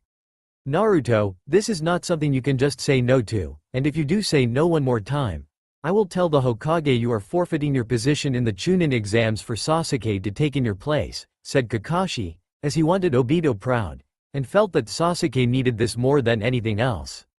"He will know it is a lie, as he will summon us to his office to confirm what we will tell him is false, and see to it you are punished for making alternative means to give this weak child what he wants," said Naruto, as his clothes were shimmering slightly, and signaled to the Junin that if this turned into a fight he would be ready for it. "I'm an Uchiha and you are some no-clan freak of nature. You don't deserve to have that kind of power I heard you displayed during the preliminaries or the slave girl you have in this dump," said Sasuke, as he made a move to get through Naruto to take Kin by force, and with Kakashi by his side the Uchiha was confident he could. He was mistaken, as Naruto put his hand on Sasuke's chest holding him in place, and the fierceness in the Uzumaki eyes told the Uchiha that when push came to shove Naruto would just skip to the punching. Sasuke however, didn't care about what those eyes told him, and put his hand on Naruto's wrist while trying to pry it away while squeezing the Uzumaki limb to make him back off. He didn't even flinch. "You're now trespassing and unless you want us to send you to the hospital like Tamari-chan did in the preliminaries, we suggest you leave," said Naruto, as his clothing now changed into his Venom form, and his face became covered in the black mask that made him so mysterious in the forest of death. "You think this intimidates me, loser? All this makes you is some kind of freak. A real monster in the eyes of Konoha, and when you use that during the Chunin exams people are going to hate you worse than when they did before," said Sasuke, now flashing his Sharingan eyes at Naruto, who narrowed his own at Sasuke, and would have slugged the arrogant boy had Kakashi not seen it coming. "Come on Sasuke. We did come here asking for a whole lot from Naruto after all that has happened, so let's give him some time to think about it," said Kakashi, as he put his hand on Sasuke's shoulder, and gave it a firm squeeze that stated, "Don't disobey, just follow," to which the Uchiha did with a smirk on his face like he was the winner. "Hitaki," said Naruto, as his mask left him, and wanted Kakashi to know that the boy no longer respected him. "Hitaki? No, Kakashi-sensei, or anything like that," thought Kakashi, as he stopped to look at Naruto, and so did Sasuke so he could hear what Naruto had to say. You are a disgrace as a teacher due to your desire to choose favorites. If you come here again for whatever reason that does not have the Hokage's seal on it for a mission, we will deem you hostile, and we will be within our rights to wipe you out from this world. Don't say we didn't warn you, Hitaki, said Naruto before shutting the door, as he didn't care to see the Junin's shocked face, and the one that Sasuke had too, since not many people could get away with threatening a Junin without paying for it. I should report this to the Hokage. Naruto has no business threatening me, his sensei, like that, and saying that I'm playing favorites with my students, thought Kakashi, as he was certain that the Hokage would see it his way since the councils had always done so, with the best interests being that of the last loyal Uchiha of Konoha. With that thought in mind, Kakashi left the apartment complex, and left with Sasuke to discuss future training with the Sharingan. Naruto himself, however, was pissed at those two coming to his home, and demanding things from him like the surrendering of his new slave. Even more infuriating, if it were possible, was the threat of losing his spot in the finals if he didn't hand Kin over to the spoiled Uchiha. The nerve of them! Feeling her new master's anger in the other room, Kin walked silently out of the room she was in to his, and saw, trying to keep his anger in check. She knew that Naruto knew she was in the room, as his senses were telling him that much, after having to grow eyes in the back of his head when he was younger, and could tell Kin was worried about him. She had overheard the whole thing, of course, as the door that connected the two rooms was open, and she just so happened to extend her range of hearing to the conversation turned argument between the three shinobi. Perhaps going shopping would be better suited for tomorrow, Naruto-sama, said Kin, as she walked over to Naruto carefully, and slowly moved her arms to his shoulders before hugging him from behind. Yeah, the mood to get you some clothes has kind of been killed after that. We're sorry about that, Kin-chan. With that in mind, we will sleep on the couch tonight so you can have the bed to yourself, as you have no form of clothing to work with, and mine that we once wore are all too short, said Naruto, wishing those two bakas hadn't shown up like they did. You don't have to. I mean, it's just that with all that's happened, I would prefer it if you slept in the same bed with me tonight, since it's going to happen eventually, said Kin, as her blush was returning to her face again, and she'd call herself a liar if someone asked her if she had any dirty thoughts running through her head right now. If that is what you wish, Kin-chan, but don't worry, as we will be a perfect gentleman to you, said Naruto, as he felt that the last thing he needed in his life was to be called a new kind of pervert or some crazed pig if anyone truly believed he had a slave girl in his bedroom. Well, that takes care of one problem, thought Kin, but part of her wished he would be a little naughty, and maybe grab her ass while they slept. She immediately blushed at that, as Kin had no idea what was making her think that way, and tried to push such perverted thoughts out of her mind. The two headed for bed, with Naruto changing his clothing attire to that of a black t-shirt, and jogging pants with his spider symbol on his right leg. Kin had stripped down to her undergarments that Anko provided with the civilian clothes, and wished that the special Junin had tried to get her some panties that didn't says, "likes it rough," on the back. The former sound shinobi had a sinking suspicion that Anko did this to her on purpose, and judging from the blush on Naruto's face at seeing the words that were on the panties, she was probably right. And we are not going to hit that right now. Why? Said Venom inside Naruto's head, as they saw Kin looked pretty hot at the moment, and that her baggy clothing she wore as a sound shinobi greatly hid her figure. Looking back at a similar girl in his mind that was Hinata, Naruto could only imagine just what that girl was holding back, and made a mental note to visit the Hyuga heiress tomorrow before training. We discussed this already in the living room. We are not perverts or pigs that just want to get laid. Just because you haven't been in a host that has for so many years does not mean you should have me get started right away, thought Naruto, as he had seen Kin slip into the covers of his bed with his body on semi-autopilot doing the same. You are old enough to kill in the eyes of this village now that they have declared you an adult, so I think you are old enough to enjoy the pleasures of the flesh like the girl next to you. Besides, Naruto, you heard what that spoiled Uchiha said earlier. He wants what is ours and has your so-called sensei backing him up on this matter. It won't be long before those two councils that pull your Hokage's strings get involved to take her away from you in favor of the Uchiha resurrecting his clan. You know they will, and once she is in the spoiled child's hands, Sasuke will make Kin want to end her life, and that is something we cannot allow, said Venom, as it was important that its vessel have happiness, and see to it nothing came between such feelings that Naruto was denied for so long. We'll deal with this later, thought Naruto, as he forced himself to go to sleep, and had paused for a second when he felt Kin's arm wrapped over him with a sigh, leaving her lips at the sense of comfort that followed being around him. If the Uchiha wins, this will all be a faint dream to Kin, and she will be miserable if she becomes Sasuke's little toy. I seriously doubt he wishes to use Kin to resurrect his clan and desires to simply take what is yours from you just to spite you, said Venom, as it knew when its vessel was asleep, and when he was awake. Not now, damn it. She's asleep at the moment, so doing it now is out of the question, and you know it, thought Naruto, as he felt Kin snuggle up to him more, and seemed to enjoy using his muscled body like a pillow. Fine, we will discuss this later, but by that time I think Kin will have helped make this decision for you, and get you to embrace this idea, said Venom, but his words were more to itself than to Naruto, and sensed Kin squeezing the boy tighter like a teddy bear for comfort. Hokage's office. You did what exactly, Kakashi? Said the Hokage, as he narrowed his eyes at the Junin, who squirmed a little under the Hokage's gaze, and rubbed the back of head in a bit of a sheepish manner. I threatened Naruto with the chance of him losing his spot in the finals if he didn't give Tsuchi-kin to Sasuke to restore the Uchiha clan.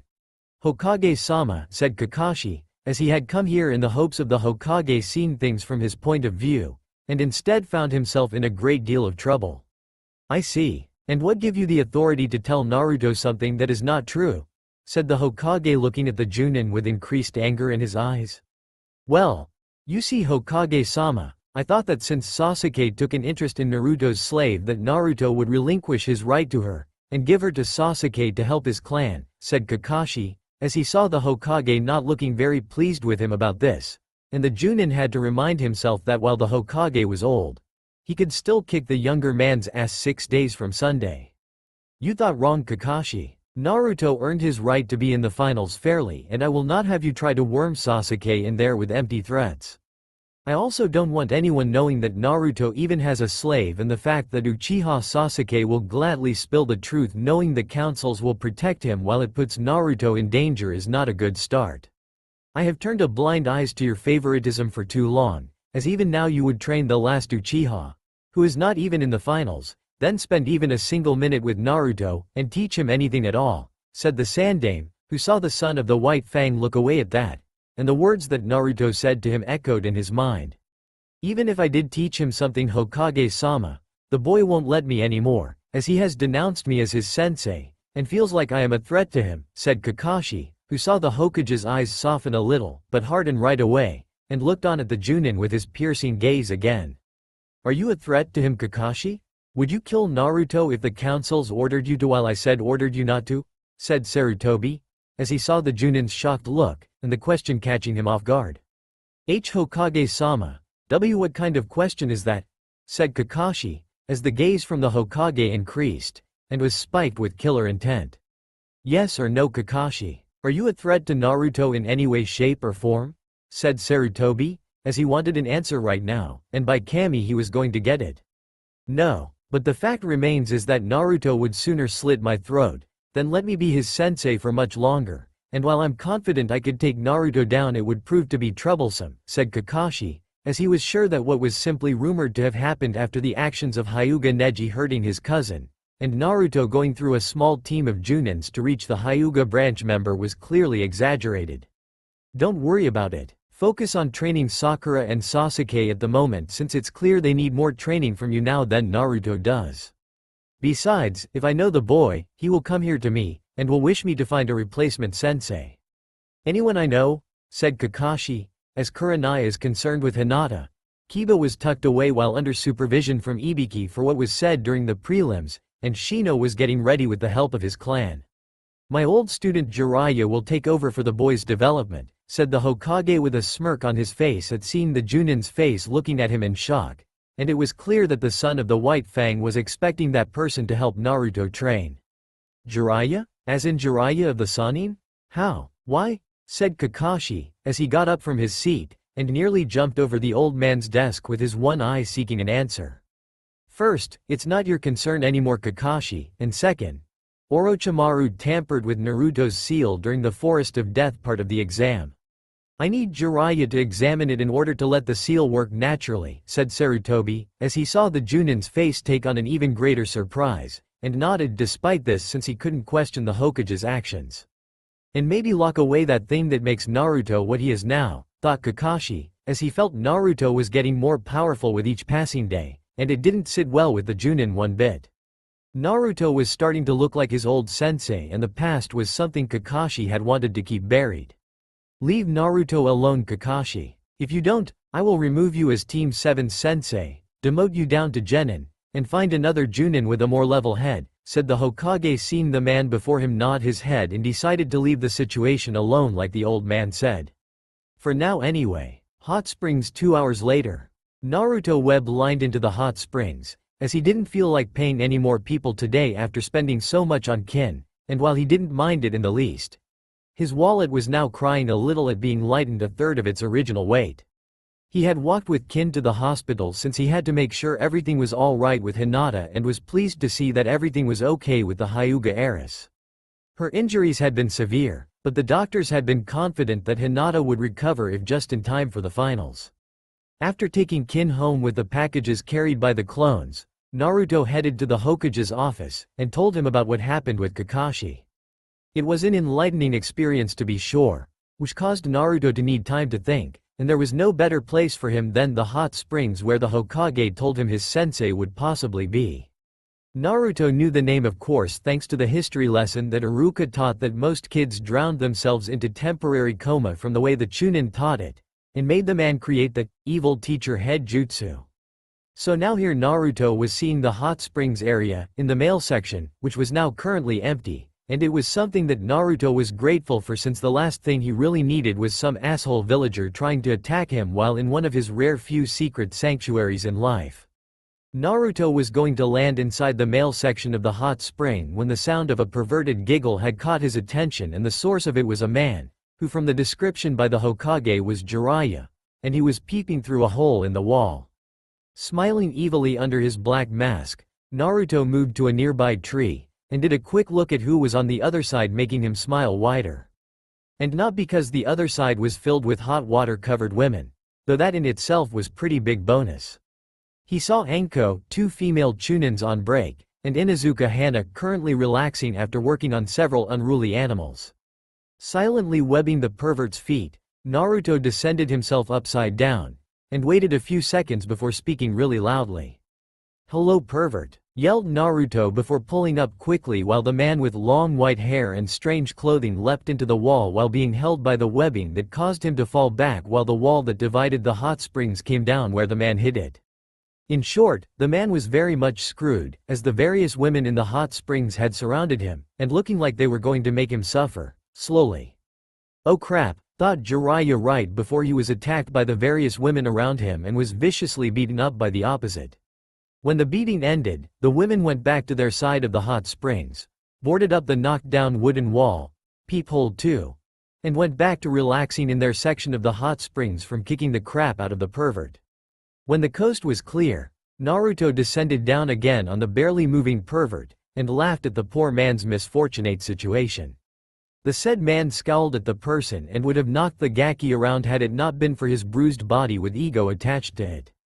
"You know, we think you could get an actual date if you stopped acting like a pervert, and more like a person, old man," said Naruto, as he realigned himself to the upright position, and landed on his 2 feet while the pervert barely got up on his own. "Yeah well, I bet you wouldn't last 2 seconds over on the other side with all those women that are trained to kill a man in the most painful ways possible, and live to tell about it," said Jiraiya, as he had gotten out of a few scrapes himself, and had become stronger for it. Richer too after putting it in his books. "The only reason those women didn't castrate you is because you don't have anything down there to cut arrow senin," said Naruto, clearly unimpressed, as he web-lined up to a nearby tree to get ready to leave, and ignored the angry look on Jiraiya's face. "You have a lot of nerve talking to me like that, Gaki, since it's clear you know who I am despite the fact that I am really a super pervert," said Jiraiya with pride, only to feel a massive amount of killer intent from behind him and the very loud bang from the wooden wall divider falling down, with the women that beat him up earlier looking even more pissed off than before. "Ino-san, what you did violates several Konoha laws under the articles drafted during the days of the Shoden, and the clan heads at the time coming to an agreement that was responsible for the clans to help create this village. These laws pertain to a clan member entering illegally into another clan's home, as you just did not too long ago, and the very punishments that exist to be carried out are in some cases worse than death, said the Sandame, as he saw Ino now looking at him with wide eyes, and it was clear this was something she didn't know. Can I elaborate for her, Hokage-sama? The day Iruka talked about this, my daughter was out sick, and missed the lecture despite the fact that she told me she learned from one of the other students at the academy, said Inoichi, seeing his daughter look away in shame at that since she was going to ask someone, but the problem was that Sakura was going to go stalk Sasuke at the time, and she wanted to go with her.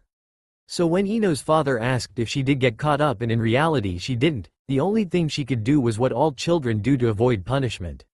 She lied. Go ahead, Inoichi, said the Hokage, sitting back in his chair while looking at all the paperwork he still had to go through and thought he could hear it all laughing at him. Maybe he needed to cut back on his smoking? Ino, the rules behind the functioning of each of the clans in Konoha is a set of very strict laws that the clan heads of Konoha during the days of the Shoden set up to ensure that each clan would pledge their loyalty to Konoha, and to ensure the village would thrive. After many weeks turned months, the laws concerning the village clans had finally been finished after the clan heads with the Shoden secured the final law that pertained to a clan's security.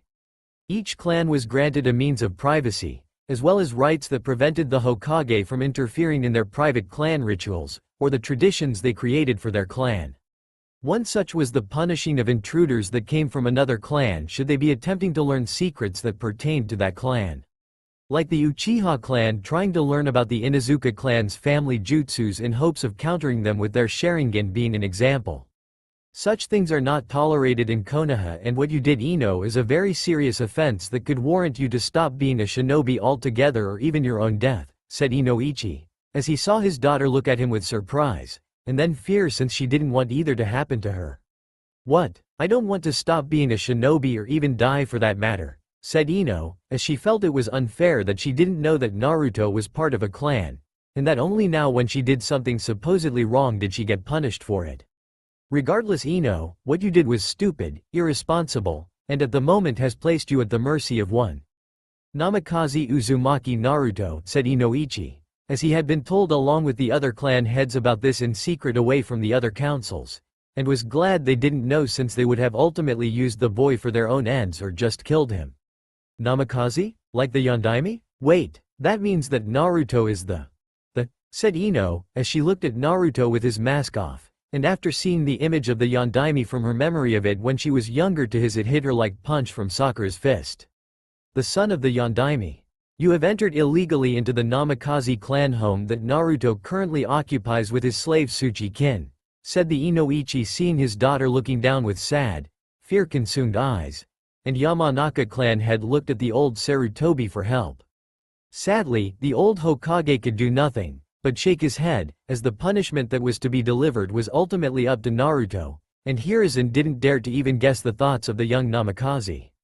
So what happens to me now? I mean, what kind of punishment am I getting? Said Ino, as she looked from the Hokage to her father, who looked to Naruto, and the boy ran a hand through his blonde spiky hair. Since Ino knows about the Kyuubi, we feel that while death is a possible punishment, it shouldn't be done since it would only incite a riot with the people of the village. And since she now knows another S-class secret, it would be best if she not become a civilian. However, because of what Ino did, we also feel she shouldn't be a shinobi anymore, and that there is only one option left for her to take at this point, said Naruto, seeing Ino's eyes now watering up at his words and realized how much she focused on keeping herself thin when she wasn't focusing on Sasuke. Are you sure? Please, Naruto-sama? Surely you could let us pay you some form of tribute? Money? Justice that aren't clan-related, said Inoichi, as he knew what it was that Naruto was suggesting, and also knew his wife was going to kill him before going after Naruto. What is Naruto suggesting? Said Ino, as she looked from her father to Naruto and the back to her father before she saw Kin smirking at her like she knew. That you become his second slave, Ino-san, said the Hokage, as he saw the girl's eyes widen in further horror, and then began crying her eyes at the thought of being someone's slave. What? No, I will not be his slave. Never, never, never, never, yelled Ino at her highest volume possible, and the Hokage was once more grateful he put up the sound barrier to keep her voice from leaving the room. You have no choice, Ino. It's either this or you become a civilian with your mind erased, or the third option being death by public execution for breaking several S-class laws that the two councils won't be able to turn over, said Inoichi, as he saw his daughter look at him in shock once more, and then at the Hokage seeing him nod his head in agreement. If you choose to become a civilian, your chakra will be sealed off, and your father will have to erase all your memories of you being a member of the Yamanaka clan before having you become a ward of the village. Thus you would be an orphan like Naruto was for most of his life, with a simple job somewhere in the village, and would not know any of your friends from the academy. They wouldn't be able to talk to you like they knew you. They would have to start all over again like you would, and would be forbidden from telling you of your past life, said the Hokage, seeing Ino taking in her options, since that was the price of not being a slave or being executed. And if I'm a slave, said Ino, as she needed to learn what that entailed, since she didn't want to lose her memories of her friends, and getting killed was out of the question for her. Like Kin, you wouldn't be a shinobi anymore per se, but that doesn't mean you can't train to get stronger to protect your newsmaster, or his home for that matter if it's ever invaded.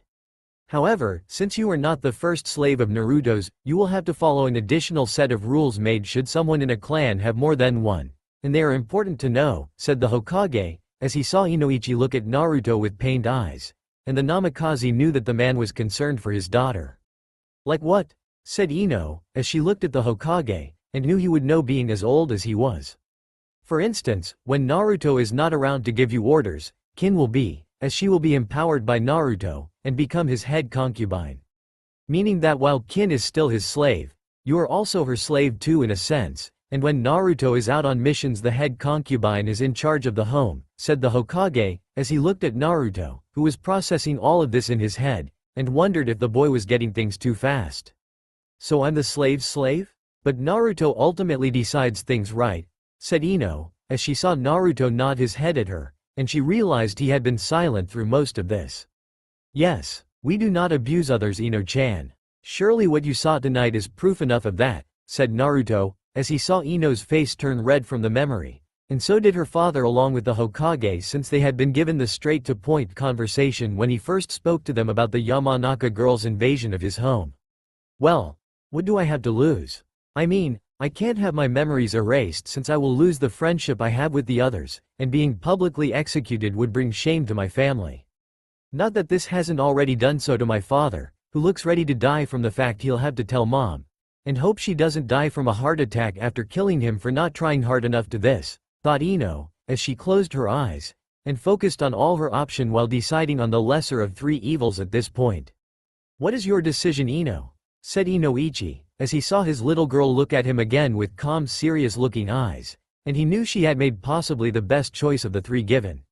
I'll be his slave. I'll be Naruto's slave, said Ino, as she looked at her father's face, and saw him nod in understanding with a small smile on his face that told her she had made the right call. Very well. Since it's late, I'll let Ino go home with her father, and have him bring her to me tomorrow to begin the process, said the Hokage, as he saw Inoichi, and Ino nod at this since this would be the last night the girl would sleep as free person did. After they left, it was just Naruto, Kin, and the Hokage in the room with a silence that lasted for what seemed like forever. Her mother isn't going to be happy with us, said Naruto, as he had met the woman once, and the look she gave him had spoken volumes in what she thought of him. Yes, and no doubt she'll try to see me about stopping this. Now if I could only get this damned paperwork done, said the Hokage, as he looked at the pile that would no doubt waiting for him tomorrow, and the pile that would be on top of it in the morning. Why not use shadow clones?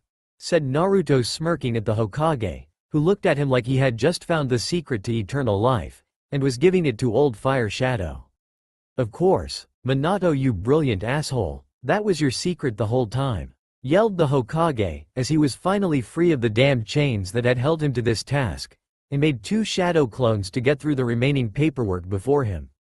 Just remember you owe us again, old man, said Naruto before turning into his Venom form, opened the window, and motioned for Kin to come to him so they could go home. Of course, name it, anything you want, I'll try to grant, and see it happen, said the old man, who was more than willing to help the boy since he just solved the most evil thing a Hokage can do outside of killing off an entire clan within the village, and having the said killer become a missing nin to infiltrate an evil organization bent on world domination. Naruto told him and took off with Kin Web swinging home while Sarutobi left in a poof with a grin on his face as he recalled Naruto's request. Don't tell anyone our last name is Namikaze until after we win against Neji. We want to see the look on the people's faces when they learn the truth. Chunin exam finals a few days later. The day was an exciting day for everyone in Konoha, as people were gearing up for the matches taking place in the stadium with bets being placed, and high-priced clients in their seats waiting for prospective shinobi showing off their skills. The rumors behind each match were also growing, as people thought Hyuga Neji would win given his title as a prodigy, and how he was from the noble Hyuga clan, making his chance of victory even higher against the academy dead last that was Uzumaki Naruto. That wasn't the only rumor, as it was also rumored that a secret marriage was set up between Aburame Shino and Subaku no Tamari, with the fight being a formality by both families to see if each child was worthy of the other. Kankuro had heard that particular rumor before laughing at Temari's misfortune, only to have himself get hammered into the ground by his big sister, and her iron fan with a big emphasis on the iron part that she used to hit him with. Currently, all participants were in the arena to await the arrival of the case cage, who was not really the case cage at all, but rather Orochimaru in disguise, and only a few people knew of this, including the Hokage himself, but the old man knew not to tip the hand he had against his former student, and knew that in order for his trap to work, Orochimaru would have to spring his first, and when it happened the snake would find himself not the predator, but rather the prey. "Where's Ino? She should be here," said Sakura, as she was sitting with her teammate that was her not-so-secret crush, and her sensei sitting behind her with his book in hand. The rookies that didn't make it to the finals all sat together with their senseis to cheer on their friends and hope that they were able to pass to qualify to being a Chunin. "Ino's not here because Ino isn't a shinobi anymore," said Asuma, as he had been told the specifics by his old man, and couldn't believe Ino had done something so stupid like what she did a few days ago.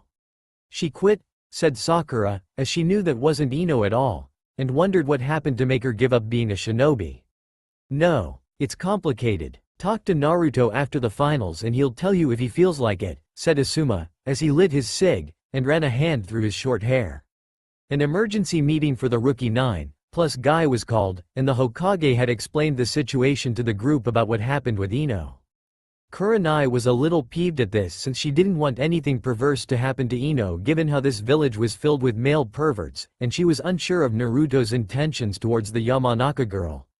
Asuma was stunned since his team had been effectively disabled and would need to find a possible replacement. Guy was stunned, though he went on about Flames of Youth and how he was sure that Naruto would treat Ino right if he already had one slave on his care that was happy. The other rookies looked at each other in surprise, then at each of their senseis, who all had nodded in full agreement since they knew, with the exception being Kakashi since he was late to the meeting, and missed out on a few key things about his only student in the exam finals. In the stadium grounds, Naruto eyed his opponent 2 genin down, and saw Neji looking back with a smirk on his face knowing it would upset the Namikaze. It succeeded, but Naruto wasn't going to let that get to him, as he knew that was what the Hyuga wanted, and kept a cool face even though Kyuubi was telling him to rip the Hyuga to pieces for what he did to Hinata. Speaking of Hinata, Naruto looked up towards the stands to see Hinata sitting in front of her sensei next to Kiba, having been freed by Ibiki after an extensive investigation, and he saw she was looking at him with hope, yet with worry all the same. She wanted him to win, but Hinata also didn't want Neji to be hurt to the point that her cousin would once more blame family for this, and take it out on her since she never used the cage bird seal on another member of her clan. Well, technically Hinata had used it once, but that was only because she was ordered to so she would know the hand sign for it, and after she had used it on the branch member that was her test subject she quickly apologized to him. Once the elder teaching her had left the room, of course, since had she done so sooner would have made the elder frown down upon her being. "She wants you to be merciful to this arrogant whelp.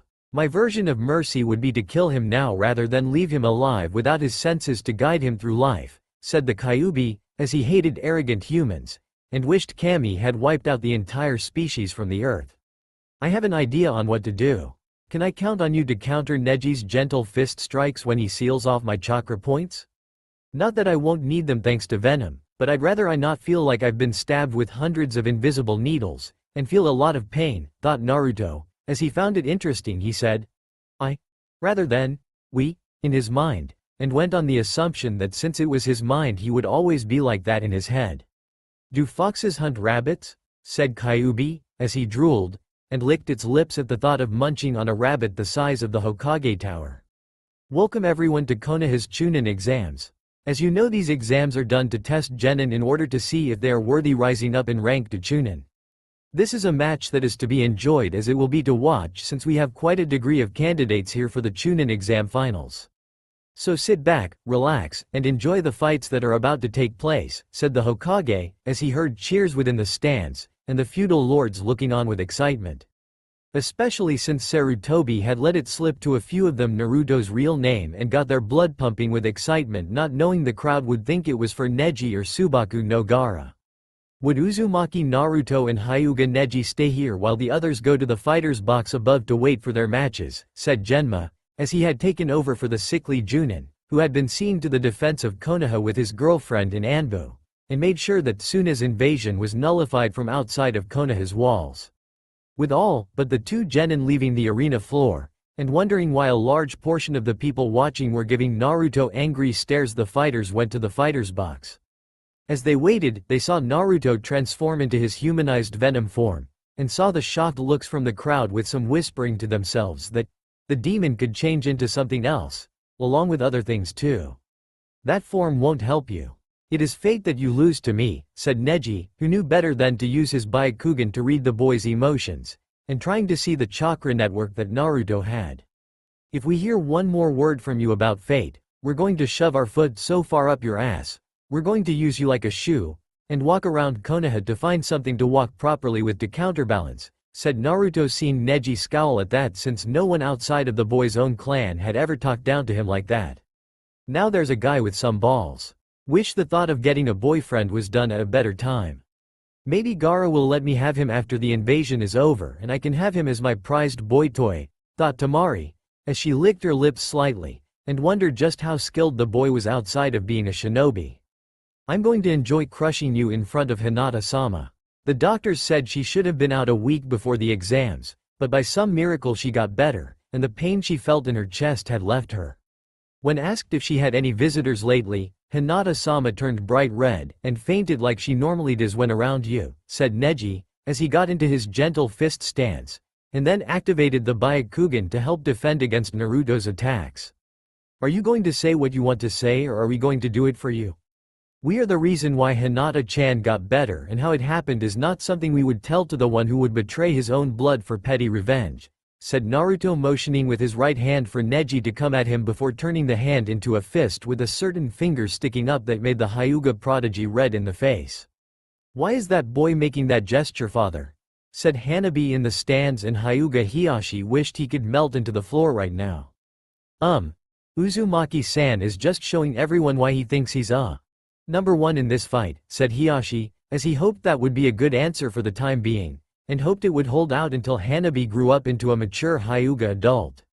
So I should do that too when I fight someone, said Hanabi, as she had seen what finger it was, and wondered if she could do it. No, I mean, it's not something you should do, Hanabi, since the Hyuga clan does not need to do such things to prove we are the strongest among clans, said Hiyashi while he mentally patted himself on the back for that, knowing Hanabi would listen to him and not do it after that. For now anyway. Neji on the other hand was irate that this commoner had made an obscene gesture towards him and expected to actually win this fight. Charging forward, Neji knew where to strike when it came to Naruto's body, as the body had hundreds of chakra points on it, and all Neji had to do was simply try hitting one by chance. If not, then all the angered Hyuga had to do was aim at the Namikaze's intestinal tract and shred all the organs to pieces. Naruto, seeing Neji coming at him, leapt away a good 20 feet before landing in a crouch, and wagged a finger at the Hyuga boy. Neji, not one to be stopped in his quest once he set his sights on it, continued to charge forward with his right hand cocked back, ready to fire his chakra-covered appendage into the spider-like warrior before him. You do know that the one thing the Hyuga pride themselves on is taijutsu, right? So all we have to do is stay away from you and hit you long range until we finally hit our mark, said Naruto, as she shot web balls at Neji, who used his bloodline to dodge them while still trying to get within range of striking the Namikaze and hurting him.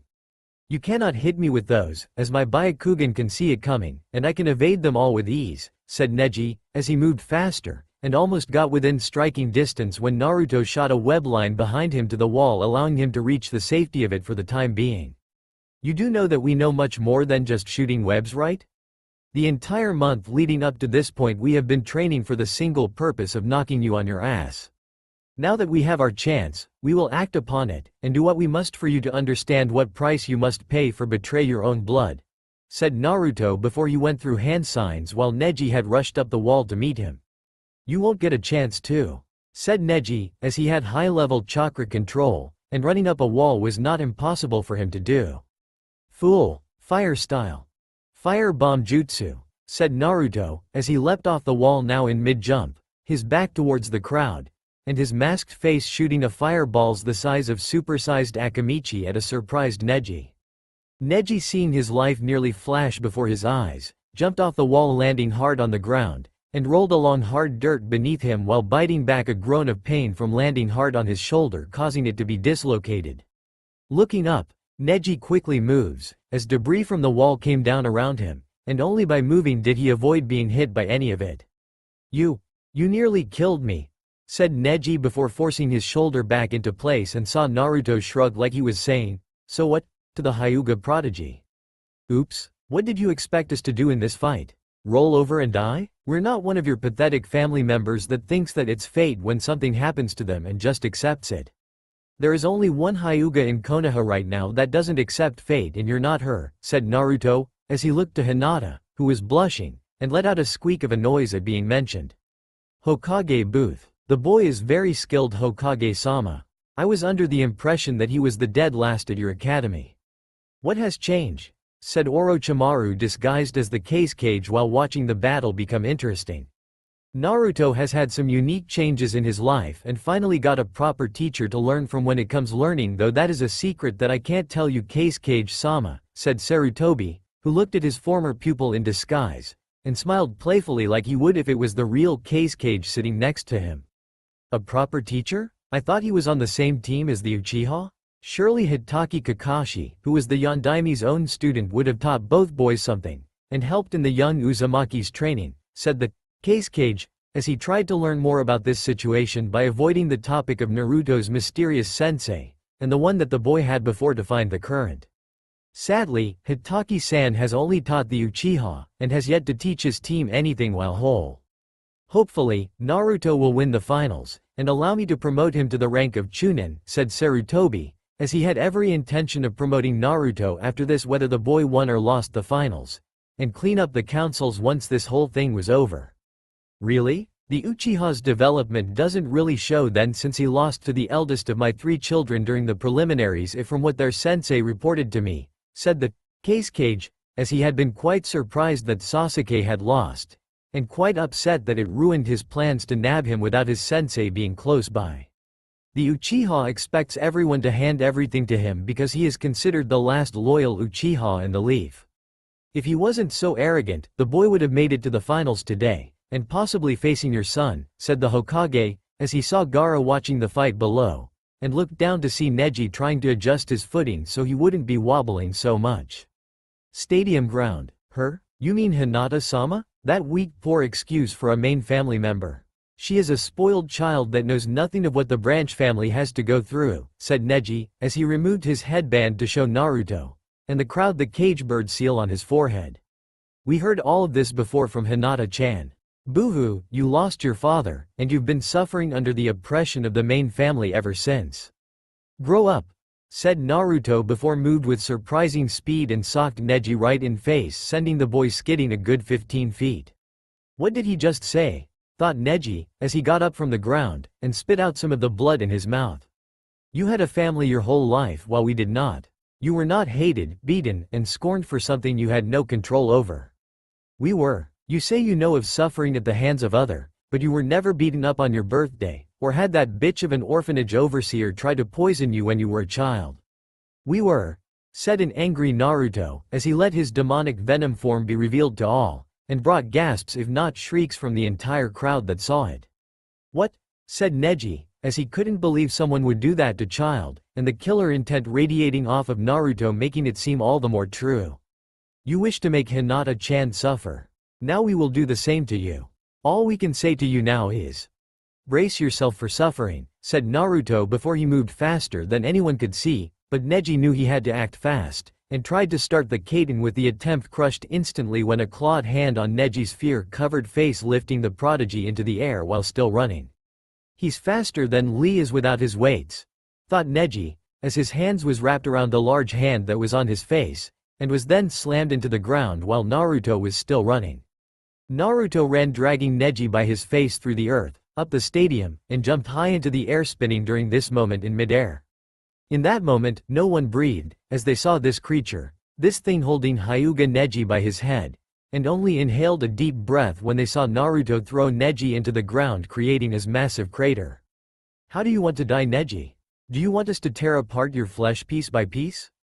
Maybe we should use our powers to stall the seal on your forehead long enough to take out your eyes and give them to Kumo in exchange for something nice, said Naruto, as he grinned evilly at Neji while being more venom than Naruto at the moment, and saw the look of fear in the Hyuga's eyes when crouched down in front of the large crater. Why you wouldn't, said Neji, as that was the one thing that the Hyuga clan fear most, and the fact that Naruto may have the power to do what the seal prevented was something that brought fear into the core of the prodigy's soul. Hinata-sama, after all I've done you would still wish to treat me like an equal, and not that of simple branch family member. For so long I hated you because I thought you were some spoiled child that would use the branch family like a shield and abuse the seal like so many have in the past, thought Neji, as he looked over at Naruto, who was waiting for an answer, and seemed to have returned to the humanized Venom form with a bird flying above him free to embrace the sky. You have a deal, Naruto-san. Proctor, I cannot continue the match so I forfeit, said Neji before Naruto covered his body in webbing and pulled him out of the ground to hand over to the medic. Winner of the first match of the Chunin exams is Namikaze Uzumaki Naruto, said Genma, as he saw the shocked faces in the crowd over the fact that Naruto won, and that the proctor just said the boy they had all hated was Namikaze. That can't be right, said one person in the stands, as more erupted with yells, and other things about Naruto nor really being a Namikaze. He's not a Namikaze, he's a demon, called out another person, a woman several rows above the rookies in the stands, and it was making several of them frown. Silence, said the Sandame, as he finally stood up not being able to take this crap from the people anymore, and caught everyone, including Orochimaru, off guard by his outburst. This will be good, thought Naruto, as he smiled while transforming into his usual black clothes that looked like he was a part of Anbu, and folded his arm while waiting gleeful anticipation. What you are all about to hear is a secret of this village that was originally done for the good of the very person the stadium to protect him from those outside the village while at the same time remove my own law regarding the boy since it has done more harm than good. For as long as this boy has lived, you have long since despised him for the burden he carries, and you do not even give him a chance to show you just how wrong you are about him. The Yondaime's dying wish was for this boy to be seen as a hero for the Kyuubi that is sealed inside of him, and what do? You do everything you can to make Naruto's life miserable when you don't even try to acknowledge what it was the Yondaime wanted for his only son. Do you really think he would put the burden on any orphan child? You arrogant fools think so little of the boy when you praise his father like he was Kami himself. As Naruto so kindly put it to Hyuga Neji. Grow up, said Sarutobi, leaving a stunned stadium in awe at what the man had just said and did in front of this entire audience of people. With that said, the old Hokage went back to his chair, and sat down while letting out a heavy sigh like he had kept that bottled up inside for well over a decade. Waving off the Junin next to him, he looked at Naruto, who nodded to the old man before walking back to the fighter's box, and prepared to become bombarded by questions by his fellow Leaf Shinobi. Minato-sensei had a son? How could that be possible? He never told me. Then again, he was with that Kushina woman a lot. There has to be some kind of mistake, thought a shocked Kakashi, as he had dropped his book, and looked from the Hokage to Naruto while feeling a great deal of shame at what he did. Well, Kakashi, my old rival, it seems your time neglecting Naruto has come to bite you in the proverbial butt, and now when you will no doubt be promoted after this you will lose your chance to teach him, said Guy, finding that it was unfair of Kakashi to favor the Uchiha like he did after the preliminaries, even when the Cyclops told him that the old Sandame had given Naruto another teacher. Shut up, Guy. Had I known, I would have taken care of Naruto and raised him like he was my own, said Kakashi, as he was secretly fuming inside, and looked up at where Naruto was looking back him. And flipping him off. Choke on it, you lazy favoritism showing bastard, thought Naruto, grinning at the now eyebrow twitching Kakashi, who clearly didn't like being told off in that manner like Neji had been, and even more so by the son of his sensei. Next match will be Aburame Shino vs Subaku no Tamari, said Genma, as he felt he should continue the fights now before something else happened and ruins the exams. Like the impending invasion for one. Proctor, I forfeit, said Shino, as he had his suspicions about the Suna siblings from the start, knew that even after training for this moment for a whole month that he couldn't defeat the Suna girl. The odds of beating the puppet user were much higher than the ones Shino calculated against Tamari. Unfortunately, the people in the stadium didn't seem to approve of his choice, and began booing him for it since it made the Leaf look like cowards. Okay. This Aburame Shino forfeit, Subaku no Tamari is the winner, and will move on to the next round. The next matchup is Subaku no Kankuro vs Isis Tenten, said Genma, knowing that the boy would suspect something was wrong being a clan prodigy himself. Proctor, I too wish to forfeit, said Kankuro, as he had no desire to be in a fight with the weapon user when the time for the invasion was drawing near. Okay. With Subaku no Kankuro forfeiting, the winner of the match is Isis Tenten, and she will advance to the next round. The next match is Subaku no Gaara vs Rock Lee, said Genma, looking a little irritated by the two forfeits, but kept his cool when he saw Gaara arrive at the arena floor, and Rock Lee soon after. So Naruto-kun, who do you think is going to win? Said Tenten to Naruto's left, as she was pleased yet angry that she didn't get to prove herself in this exam yet, but happy that she would still get her shot soon in the next set of matches after this one. Hard to say really. Lee's got the moves for close range, but we're sure many have tried to get close to Subaku no Gaara to take him out, and failed miserably in doing so. Gaara's sand make him have a pretty good defense, but it's only as good as the one that raises it, and if Lee can move fast enough, he may just win, said Naruto, as he looked at Tenten, who was nodding in agreement, and it seemed Gaara was getting very anxious to fight Lee.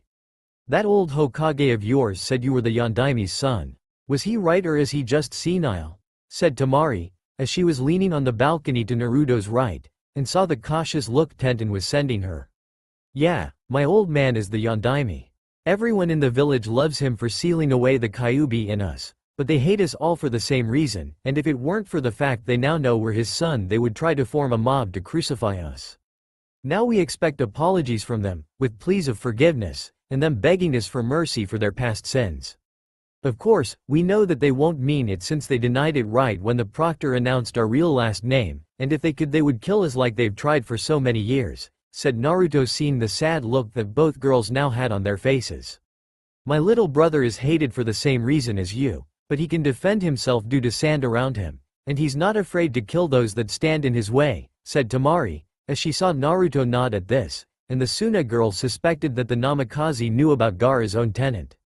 Judging from the looks of his baggy eyes, Gaara hasn't got a lot of sleep since he was first brought into this world, and the smell of blood coming off of him tell us that he's been feeding his demon a lot over the years. How strong is his seal? Said Naruto, as he saw Tamari about to answer, but Kankuro stopped her, and glared at him.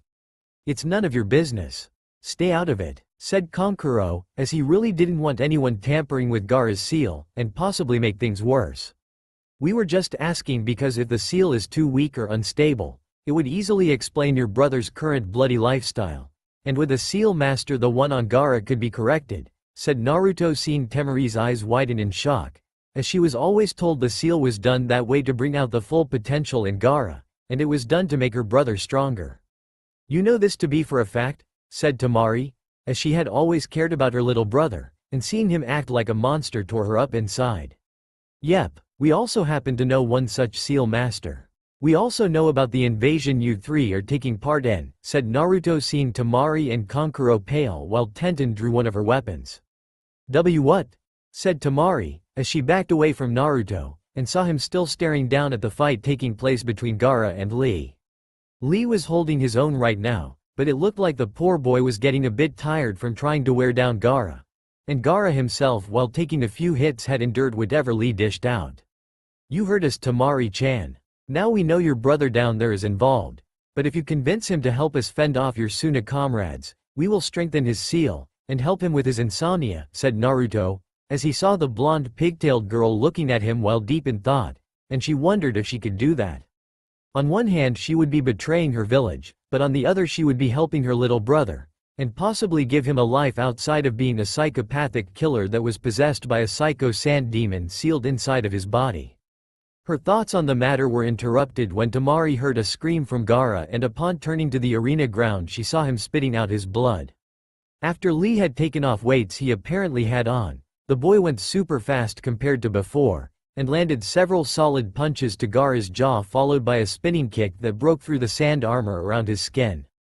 Gaara had never seen his blood before, so it was only natural that it freaked the red-haired kid out, and given Shukaku of the Sands was inside his head didn't help much either for rational thinking.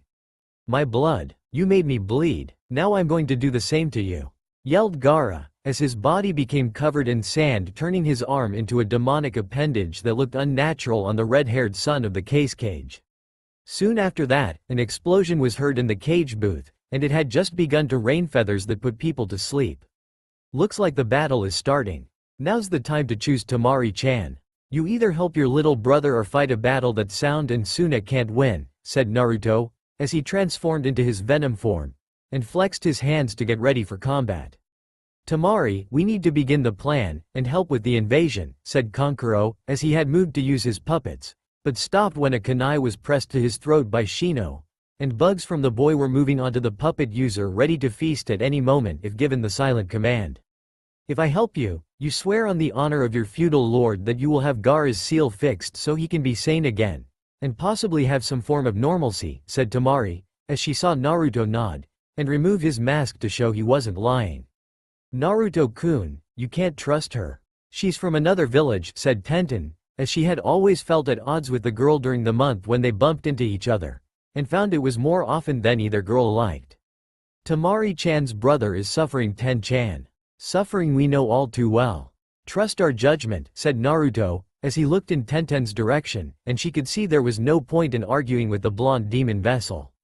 "Oh, I trust you, Naruto-kun.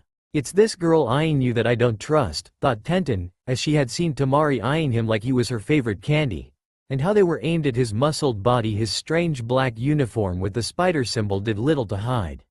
"We swear it, Tamari-chan. Now let's go calm down your brother before he makes a real mess of things," said Naruto, as he has his mask back on, and ready to handle her little brother, currently looking more monstrous with each passing second. "Right," said Tamari, as they both leapt down to the arena floor where Gaara was, along with Genma, Lee, and Suna siblings Sensei known only as Baki with them. The exams were over and the battle for Konoha's survival had begun. That's all for now. If you enjoyed this video, then please like, share and do comments.